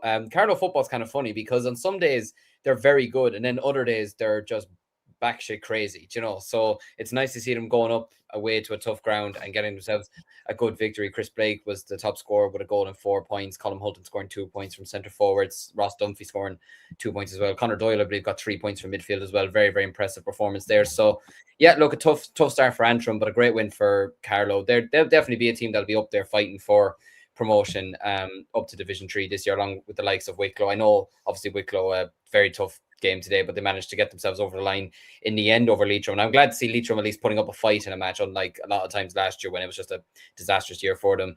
And for London and Tipperary as well, a cracking game, 21 points each. Like, that's a cracking game of football, and a great result for London as well, to take a draw against a team that only a couple of years ago were winning a Munster titles. So yeah, Division 4 seems to be off to a cracking start as well, and honestly, long may it continue. Absolutely. So, well, incredibly, lads, an hour and 20 in and we're moving to the hurl, and I promise we'll move quicker now. But we're going to start off with the Rebels making a dream start under Ben O'Connor. Matthew, you were there in Páirc Uí Chaoimh for this one. 325 to a goal in 17. It's a perfect start for Ben O'Connor. Definitely is. It was kind of a weird enough game because everything Cork turned to goals and everything Waterford did was absolutely terrible at times, I thought, in this game. Look, I just have to make myself clear on the Waterford prediction. I felt like Waterford had players there, the likes of Ruben Halvard, who coincidentally scored 13 points, and I did mention on the pod, but he seemed like the only player today that was just raring to go in many ways. I was very disappointed at Waterford. Very disappointed. I thought they'd put in a lot more. I thought they'd, try a bit for the league as well. I thought there'd be more in them, but they just showed nothing in this game. And yes, Cork had a few players that aren't regular starters, the likes of Tommy O'Connell and William Buckley, who performed very, very well, to be fair to them. William Buckley had a dream debut, 1 goal and 4 points. Absolutely superb. Like, 1 point in the second half was absolutely superb from the St. Finbarr's player. He was dragged down by the Waterford players, but he still found the room to poke it over the bar. I thought Tommy O'Connell's link-up play was absolutely superb around midfield as well. I thought Darragh O'Leary at fullback, absolutely brilliant. Patrick Collins looked very, very assured in goal. And even when Robert Downey got that black card in the second half for Cork, it didn't look like Waterford had the extra man. It just looked like Cork were just going to steam on him and go home for this one. But the telling stat in this one, Cork scored 223 from play. Waterford scored 7 points. 7 points from play in a 70-minute game of hurling. I know you have to credit Cork, and it is a good start for Ben O'Connor's reign. And I will say, look, we seem to be in a good place after the All-Ireland loss against Tipperary. But the All-Ireland is the be-all and end-all. That's the end goal for this Cork team. But from a Waterford point of view, lads, I'd be incredibly worried after that performance. They will have tough games in the next few weeks as well. I think they're praying behind the scenes that the Ballygunner lads just return instantly, because the likes of Desi, the likes of Ian Kenny in defence, the likes of Paddy Levy, Patrick Fitzgerald, they will bring this team on a fourfold, I'd imagine, because they're absolutely superb players and they badly need these guys. Stephen Bennett wasn't playing either today. I did hear from a fellow Cork fan that actually this was Waterford's third team. That might be a thing as well. But it was still a very, very poor performance, and it was very flat, I would think, this game. Like, it's rare in Páirc Uí Chaoimh that you come out with and say the Cork Cavan game in football was an absolutely brilliant game, but then this game in the hurling was very, very poor. It was down to one team's performance, and unfortunately Waterford didn't show up. And Cork, look, it was a good performance by them, but there's more important things down the line, is what I'm trying to say. Peter here laying it on thick on Waterford. He says anything to be said for a mass for Waterford to crash down hard back to 1B. Lads, they are dire. I don't know if it, there's a lot of good players to come back in, Peter. But he also says Samba hurling from Cork. Ryan Gallagher also says Rossi hurlers on the rise. They had a good win this weekend as well. Yeah, there's no question about it. They were very, very impressive, Cork. I think Ben O'Connor coming in is the perfect man to come in to the ship. He's just no nonsense. And some of his positional selections are very, very interesting as well. Decky Dalton getting a lot of praise for being a full forward as well. A lot of people like that switch. For me, this Cork team absolutely has what it takes to win the All-Ireland. You can't tell me anything otherwise. I know that the way that last year's second half went against Tip was bizarre, but play that game in another day, I think Cork walk out with the Liam McCarthy Cup. Like, they're good enough to win. There's no question about it. And the 2024 final as well, we all know how close that one was. And I think Ben O'Connor coming in could be the perfect storm for Cork to go and win in All Ireland. Do not write them off at your peril if you do. Anyway, we're going to move on because, again, I'm keeping an eye on that. And I don't want to keep too many people as well from League Sunday. I know as hell we want to watch it too. But Liam, I'll throw this one over to you. You were at this game in Nolan Park. Kilkenny 20 points, Offaly 16 points. Look, it was always going to be a difficult game, but that local rivalry, a very competitive game. A new look Kilkenny team as well. Offaly missing some big players, the likes of Charlie Mitchell obviously not being around. What did you make of it? Yeah, first half was very scrappy. It was 9 points to 6. Kilkenny hit a number of wides in the game that was very uncharacteristic of them. And yeah, just the ball was being fumbled a good bit of times. It was very much winter hurling at times. The ball was being fumbled. It was stopping. It was, it wasn't a lot of free flow and stuff. I felt at times it was a bit confusing because at times it looked like we were playing a low ball into Oisin Kelly, but playing a high ball into Adam Screeney. Which is the complete backward thing to do, to be honest with you. It's that one doesn't really make sense. But I think overall, look, we can take a lot of positives from it. There was a lot of young players out there today, like you mentioned there. Charlie Mitchell was missing, Cillian Sampson was missing, Kieran Burke's out for a while, James Mahan is out for 3 months. There was a lot of players out missing today. Donald Shirley went off. I don't know what's the seriousness of that, or maybe they were just minding him. I don't know. Hopefully he'll be all right for next weekend, or even just for the sake of himself, if it's Fitzgibbon Cup or stuff like that. But look, overall, there was some real positive performance. Liam Hoare in goals was absolutely outstanding. Ben Miller at fullback had a good game. Ben Keneally, one of the more experienced players in the team, was very, very solid at cornerback. I thought he had a really, really good game. I thought Cathal King in midfield was exceptional, to be honest with you. He's a player that belongs in, playing at the top level of hurling. Adam Screeney, I thought, had a really good game. Scored 7 points from frees, won a couple of those frees himself, got 2 points from play. Himself and Mikey Butler, I think that's going to be a great rivalry over the next couple of years. I'd say they're sick of the sight of each other already, but I think that's a good look for each other. Dan Burke, when he was brought out the field, got more involved in the game and looked a lot more solid as well. So there were some good performers today from a lot of players. A couple of players made their debuts as well. Lee Cavan made his debut for the seniors. Patrick Taft made his debut starting from the bench. Daniel Diggy-Hand came off the bench, made his debut. Kieran Cleary came on and got a point after about 7 seconds, which was good to see. So look, with the players that we have missing and the conditions today and everything like that, I was very pleased. I'm not 100% sure. He did go off. Colin Spain come on from him, and he did well as well, to be fair to him. Dignan on the 4. Dignan was in the half forward line. Yeah, he was playing at number 11. But yeah, look, overall, I'm happy enough with how the lads played. There's something to work on there. It's going to be difficult against Tipperary at home next weekend, but I think the Waterford game, especially after today's performance against Cork down in Walsh Park in a couple of weeks' time, is a game that we could definitely target. But for Kilkenny, they have players to come back. They had some good performers. Mossy Keown got a couple of points. Owen Cody got a good number of scores as well, and he's always going to be the danger man. Jordan Malloy got 3 points from midfield, he's a player I rate very, very highly as well. So yeah, look, a good game overall. Kilkenny be happy to get out there with 2 points, and all that matters is that tonight, Offaly are 5th and we're staying up. So there you go. There you go. Well put. And we'll be joining you in Division 1A next year. We'll get on to that in just a moment. But first, Aaron, I'll throw this one to you. Tipperary 121, Galway 116 in Temple Stadium. The All-Ireland champions get their league campaign up and running with a win. Interesting enough, though, after the game, Liam Cahill said in the interview with Colin Parkinson on Smaller Fish GAA, just one quote that did stick out to me was that he was saying when he was chatting to Micheál Donoghue, he was basically saying that he was saying to him, Galway are clearly moving in the right direction. What did you make of it? Yeah, like, to be honest, I haven't seen any of this game yet. To be honest, I was obviously at the Dublin game, and then I was out after, so I haven't seen too much. I've only kind of seen match reports and a few kind of talk and everything else. But the result, like, I was a little bit surprised by. I was sorry. I was just going to say maybe looking a little bit more than at the Walsh Cup final as well. Then. Yeah, like looking at the result was a little bit surprising. Just given the fact that usually as an All-Ireland champion, you can be a little bit slow, kind of out of the blocks and everything else. I thought Galway would have a lot to prove in this game, and I thought they'd kind of come out flying and come out fast. But yeah, I don't know. Maybe I'll throw it over to one of you lads if one of you lads seen the game in more detail. Matthew. Yeah, it was a very good game. I thought it was good intensity to it. Not the best quality, but it was a a really poor night weather-wise in Semple Stadium. To be fair, like Tipperary had some good performers. Jay Barris had an absolutely brilliant display.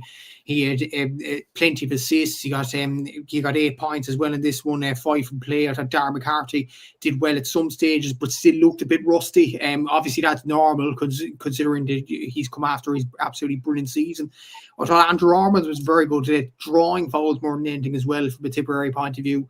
And even the likes of, I think, Colin O'Reilly from a quarterback made an absolutely brilliant interception, and apparently still a young player still as well. So he's not the tallest, but he seems like a very, very tenacious player, very Irish, and another player that Tipperary could add as well. I think a worry from a Tipperary point of view was Robert Doyle going off injured. And I think Michael Duggan mentioned in commentary that about the calendar and things like that. That's probably a discussion for another podcast, but it just in general, that there's so many games week on, week off, and with the poor weather conditions as well, it's just inevitable we're going to get injuries like this. And hopefully Robert does recover from it, because he had an absolutely excellent 2025 as well. From a Galway point of view, and you know me and you know this pod, we've been very critical of Galway considering their style of play and considering their consistency. I was impressed with Galway last night. I was very, very impressed with him. Rory Burke was absolutely superb from centre forward. I think their full forward, Jason Rabbit, he got 2 points and he assisted 1-2 in the second half as well. I thought he was absolutely superb at claiming ball as well. Carl Mannion, yes, absolutely superb last season and a very good player, but he looked a bit rusty. He had a few shots that went wide. He was claiming a lot of ball around the middle of the park as well, so that is a positive. Very impressed with Darren Neary, actually, from wing forward. I thought he worked very hard. I thought he worked hard in his turnovers. I thought he did well in assists as well. Gavin Lee moved out to midfield. That was a positive from the Galway point of view. Páirc Mannion did very well at wing back. John Fleming. And that was more so a B Galway team. Like the likes of Conor Whelan weren't playing. I don't know, is he going to be on the panel or what's the story there? But if he does come back, that's a big boost from a Galway point of view. And there are young players in Galway. Like, for example, there was a player last night, Aaron Nyland. He's still under 20. He was an absolutely brilliant player in minor over the last few seasons. He took a few shots. Yes, they were wild. They went wide. But he was trying his heart out. He was absolutely brilliant at hard working. One more player from a Galway point of view, Killian Trayers from centre back. I thought he was very, very good as well. The youngsters performed very well from a Galway point of view, and I think Micheál Donoghue would have been very, very pleased by his size display. But for Tipperary, they could be taking the league seriously. I see Brian O'Mara talked to Damien Lawler from RT after the game as well, and he was saying that, look, it didn't do Cork any harm. It didn't do Kerry any harm and win the league either in the football. So why can't Tip go for the league? So I think Tipperary are genuinely going to go for the league this year, which is a good sign in many ways. And they've got their campaign off to a bright start in many ways. But at the same time, it wasn't the best performance. But having said all that, if Galway can produce that performance with a better shooting accuracy, as one of the comments mentioned there, I think they still could be a threat. But then again, it's early days. It's January. We'll have to see how it all plays out. But encouraging signs, I think, for Galway. Yeah, no, I do agree. Peter here saying Cahill and Woolley have made up anyway. They certainly have. I actually did really enjoy Colin Parkinson's interviews after the game. I thought they were very, very well done. And I think, yeah, more coverage like that. I like what I've seen so far from that side of things. Aaron, I'm going to throw this game to you. I know you didn't see it. I didn't see it because unfortunately it wasn't being shown anywhere. But this game ended up being a defeat for the Dubs down in Cusack Park in Ennis. Clare 3-18, Dublin 1-22. Probably the most important game in Division 1B this week, just in terms of the promotion that on paper you're looking at the All-Ireland champions of 2024 and Dublin, who made it to the All-Ireland semi-final last season, beating Limerick on the way. They stand out in two very strong candidates for promotion. They met this weekend in Cusack Park in Ennis. It was always going to be a game that is consequential for how the league plays out. Dublin looked good at stages. We led for a lot of the game. And Clare just struck, by the sense of it from reading the match reports, obviously because we haven't been able to watch it, but from the sense of reading the match reports, it just sounds like Clare struck at like crucial moments. And maybe the home advantage as well. But the one thing that I'm happy with is we went away to a very, very difficult place to go, put in a very good account of ourselves. Owen O'Donnell's back with the hurlers, which is a plus. We're moving in the right direction. Yeah, like from listening on the radio and kind of catching bits, like it was an impressive performance from a Dublin perspective. We did start the game very strong. We were 5 points to 1 up in the opening 10 minutes, and very strong in regards to that. Yeah, like it will be interesting definitely to kind of catch the highlights and see kind of how Clare kind of got a foothold a bit more so in the game. But yeah, like there was definitely some good performances in there from a Dublin perspective. Brian Hayes, the real Brian Hayes, in midfield, 1-3. He scored. He was very impressive. And then Conor Donoghue as well was very good, to be fair, as well. He scored 2 points. And yeah, like definitely some positives from a Dublin perspective. It is just, I've seen these games a lot with Dublin down the years in hurling.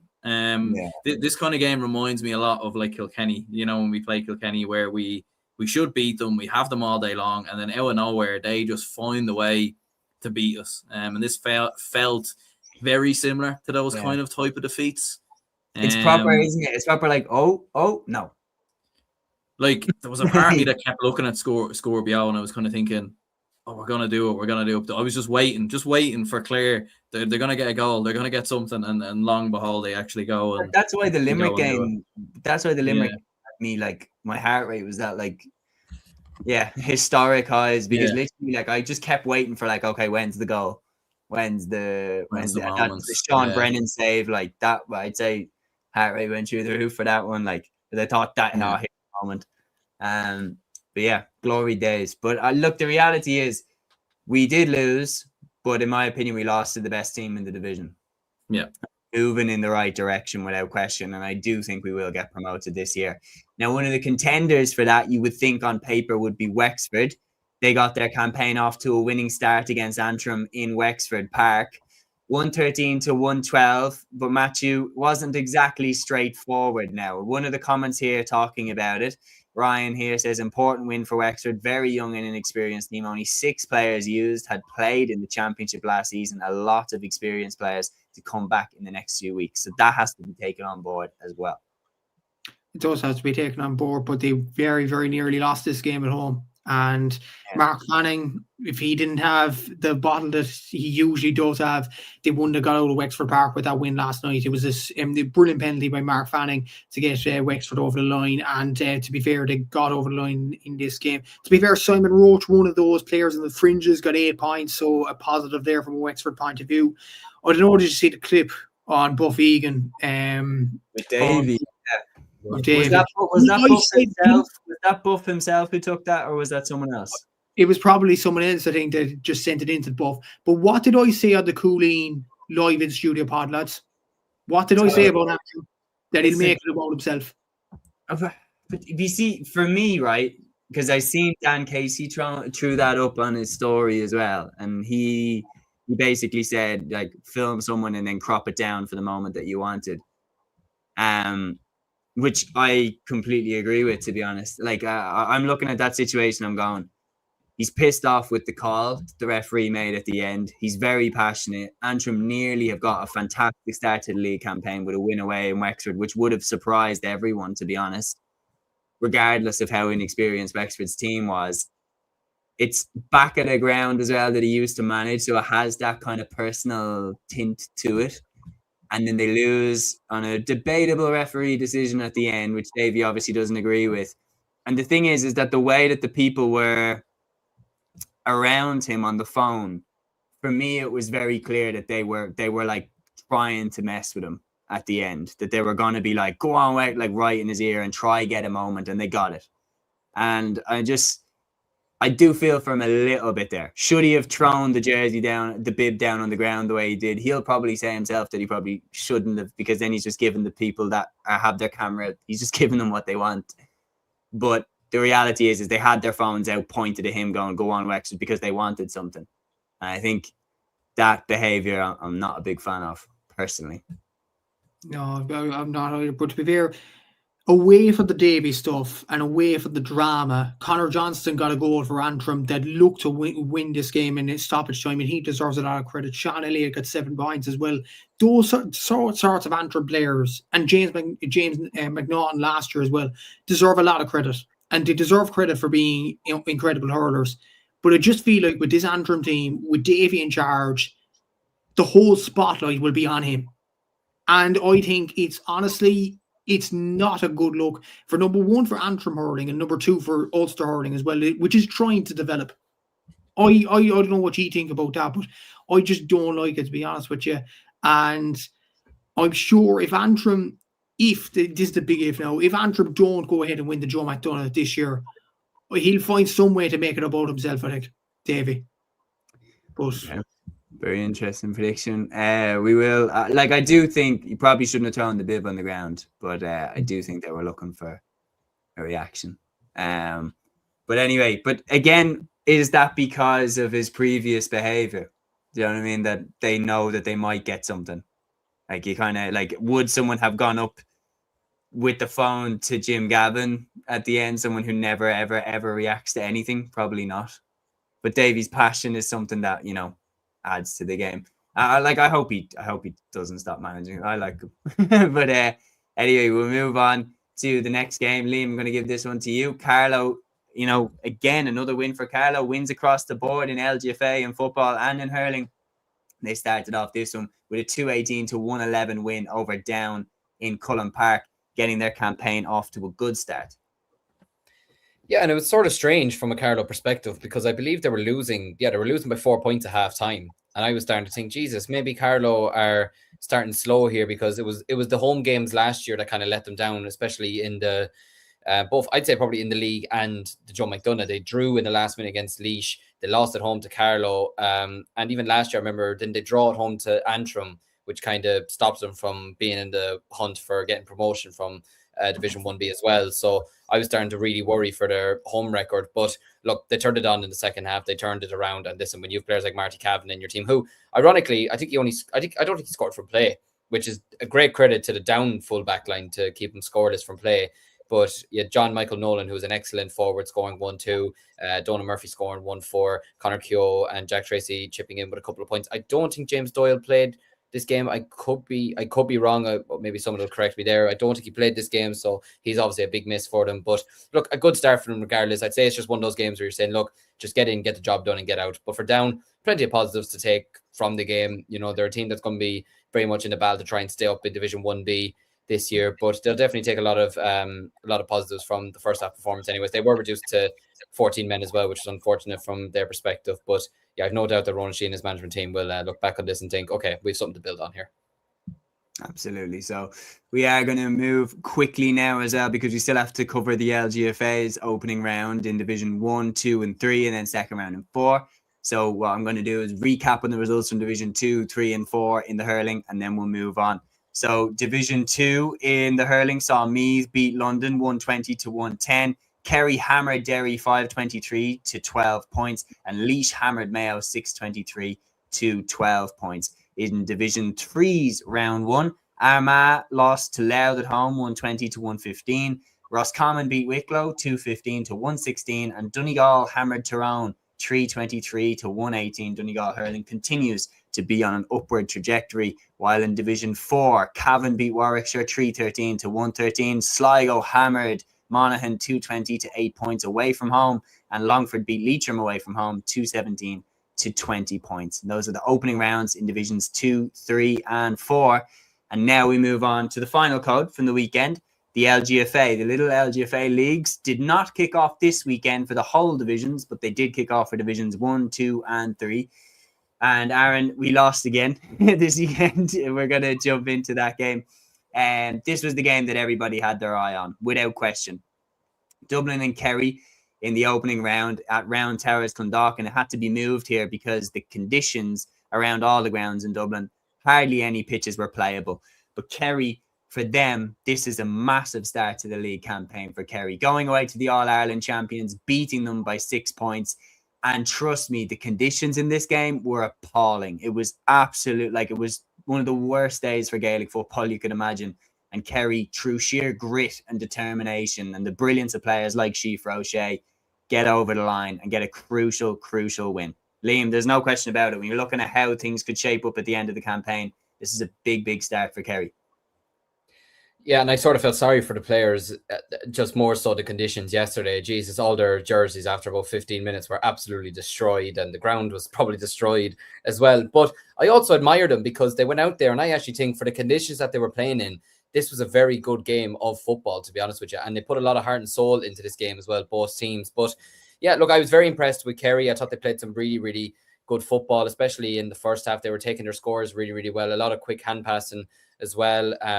Like, look, Dublin at the end of the day, they're all Ireland champions, so it's probably going to take them maybe even a game or two to get themselves fully ready for the league campaign. Probably no different to maybe thinking we're tipped slow to start against Galway, you know, in that sort of way. Maybe Kerry today against Roscommon.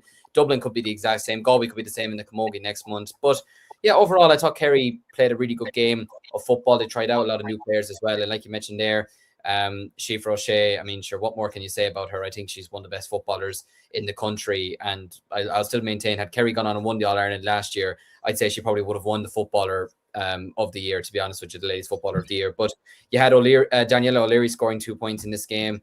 You had O'Connell scoring a point, Lucy getting the goal for them, which was a very, very good goal as well. But yeah, overall a good performance from Kerry. They'll take a lot of positive from it going up to Dublin and taking the opening points for Dublin. I wouldn't be stressing about it too much. I still think there was some good performers in there from across the park.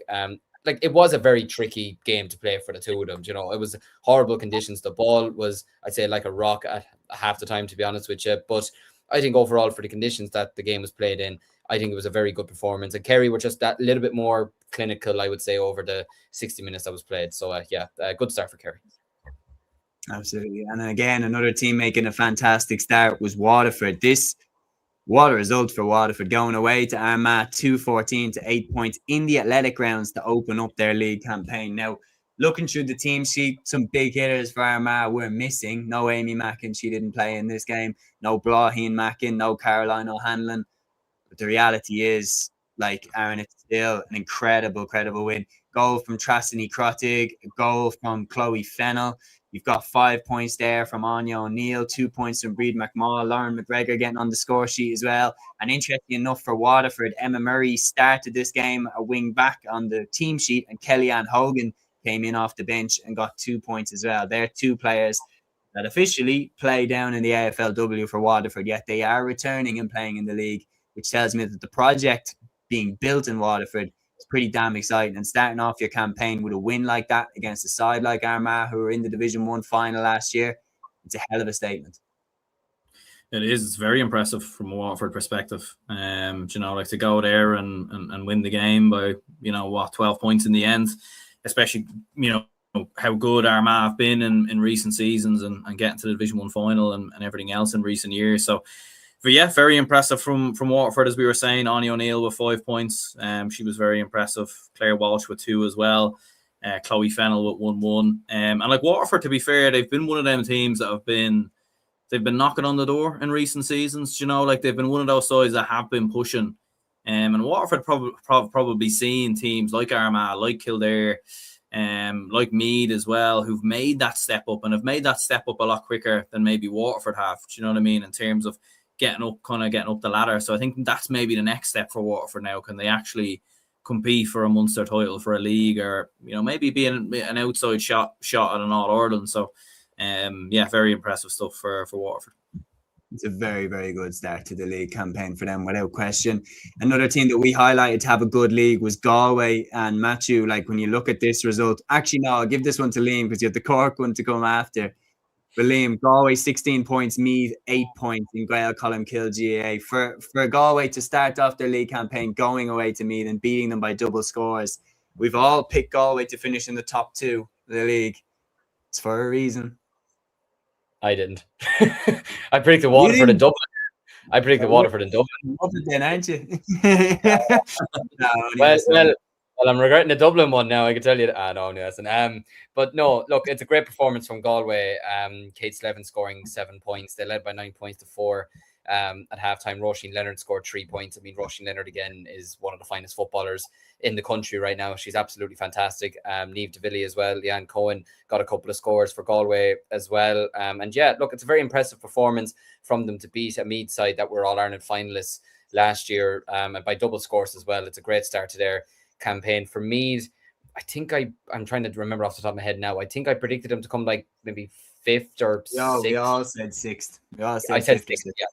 Yeah, I said 6th. So, and it's nothing even against them. I just think they're going to struggle in the league this year. I still think they could be potential contenders later on in the year to win the Leinster, win the All-Ireland potentially. But I just think for league campaign, they're going to take a little bit of a step back. And I think this kind of proved it. But yeah, great win for Galway to start off their league campaign. And yeah, I probably should have predicted them in the top 3 now looking back. But look, it is what it is. Hasn't Shane McCormack left the Meath managerial role, hasn't he? I believe so. I think he has. I need to check that actually. I remember. Yeah, Wayne Freeman appointed in October 2025, succeeding Shane McCormack. So after the All Ireland final, McCormack left. So they are again in a bit of a transitional phase. And again, just that kind of in between two stools of not knowing whether your stars are going to be there or not is very, very difficult when you're trying to build something. But anyway, Matthew, I'll give you the game that I wanted to give to you, which was, of course, Cork against Kildare. Sorry, that should say Kildare. Let me fix that up real quick. So Cork against Kildare in the MTU Arena. So Cork against Kildare in the MTU Arena. Cork 1-10, Kildare 2-7. What did you make of this game? I think it's a result that obviously with the 2 Cork games on today, I didn't have time to look at this in depth. But at the same time, I do think for both Cork and Kildare, it isn't the best result. And I think all of us predicted 2 of them to go down. And I think either side, if they wanted to stay up, they had to win today. Especially for Cork at home in MTU, I think it was a must win for them, in fairness. Melissa Duncan got the goal for Cork, hitting Cork at 5 points. I have to say, but look at the reports, Abigail Ring seemed to perform very well coming off the bench with 2 points. For Kildare, Aoife Murnane was really the main player with 2 goals and 2 points, probably one of the performances of the weekend. It was a poor result, I'd say, for both sides, considering what's to come down the line. I would say only Meath, possibly because of the absentees in the panel, might be at Cork and Kildare's level. But for them to get that confidence, they needed either side needed to win today, and they just didn't get it, which was unfortunate for both sides there. And hopefully from a Cork point of view, they will recover in the next few weeks. What is boost though? Aoife Healy, who is gone down to AFLW, or she will go down to AFLW, he's going to be there for the first few rounds of the league. Joe Carroll has confirmed. So that is a boost from a Cork point of view, I will say. And yeah, it was a bad result for both sides today, but I'm sure there are positives that both can take. Just on the Galway Meath game as well, it is an important milestone to mention. The first ever Division 1 2-pointer by Kate Slevin. As Liam mentioned, she got 7 points, and according to Scorpio, she got a 2-pointer too. So well done to Kate Slevin. She is the first of, I hope, many 2-pointers in the LGFA. In Division 1, sorry. Great point. Yeah, that is Division 1 recapped. We're now going to run through the rest of the divisions and try get this done before 2 hours, lads. It's kind of my fault. I've been dragging it out a little bit, but we'll run through the rest of the results. So Division 2's round 1, Cavan and Mayo drew 1-13 apiece. Donegal beat Westmeath 2-11 to 1-6.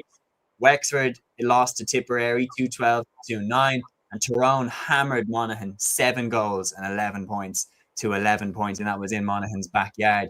Division 3's round 1 then. Antrim beat Clare by 3 goals and 15 points to a goal and 9 points.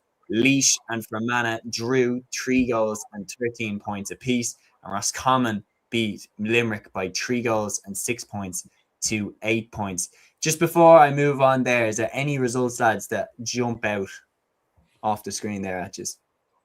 I think Tyrone scoring 7 goals, very impressive. Wild. Perspective. I think we all did predict them to go up though, didn't we? To be fair, So yeah, they probably do show the gap in quality, between Tyrone and the rest. So yeah, I think that was definitely one result. But a lot of high scoring games though as well, like Laois Fermanagh 3-13 apiece. So definitely, Sligo scoring 120 against Derry. So with the new rules coming into ladies football as well, it's definitely made it a better spectacle, just like it's done with the men's game, since the new rules have been introduced. Absolutely so. And now just finishing up Division 4's round 2 then, of course, because they had their round 1 last weekend. That saw Longford beat Wicklow 3 goals and 8 points to 7 points. Leitrim beat Offaly 111 to 1-8. Carlow hammered Kilkenny 4-28 to a point. and Sligo beat Derry fairly handily as well, 120 to 2 goals and 8 points. So that is your opening week recapped and rounded up. It's been a hell of a ride, lads. So we're nearly at 2 hours, but we'll wrap it up here. Thanks so much. You had so many comments in, so many views in, lads. We really, really appreciate everybody that got involved in the discussion or that tuned in at any point of the show. The leagues are back. We are blessed. For myself and the lads, thank you to anybody who tuned in. We'll be back on Thursday at 8 p.m. for a weekend preview show, previewing round 2. But until then, enjoy, obviously, the first episode of League Sunday. Agus Torah. Instinct.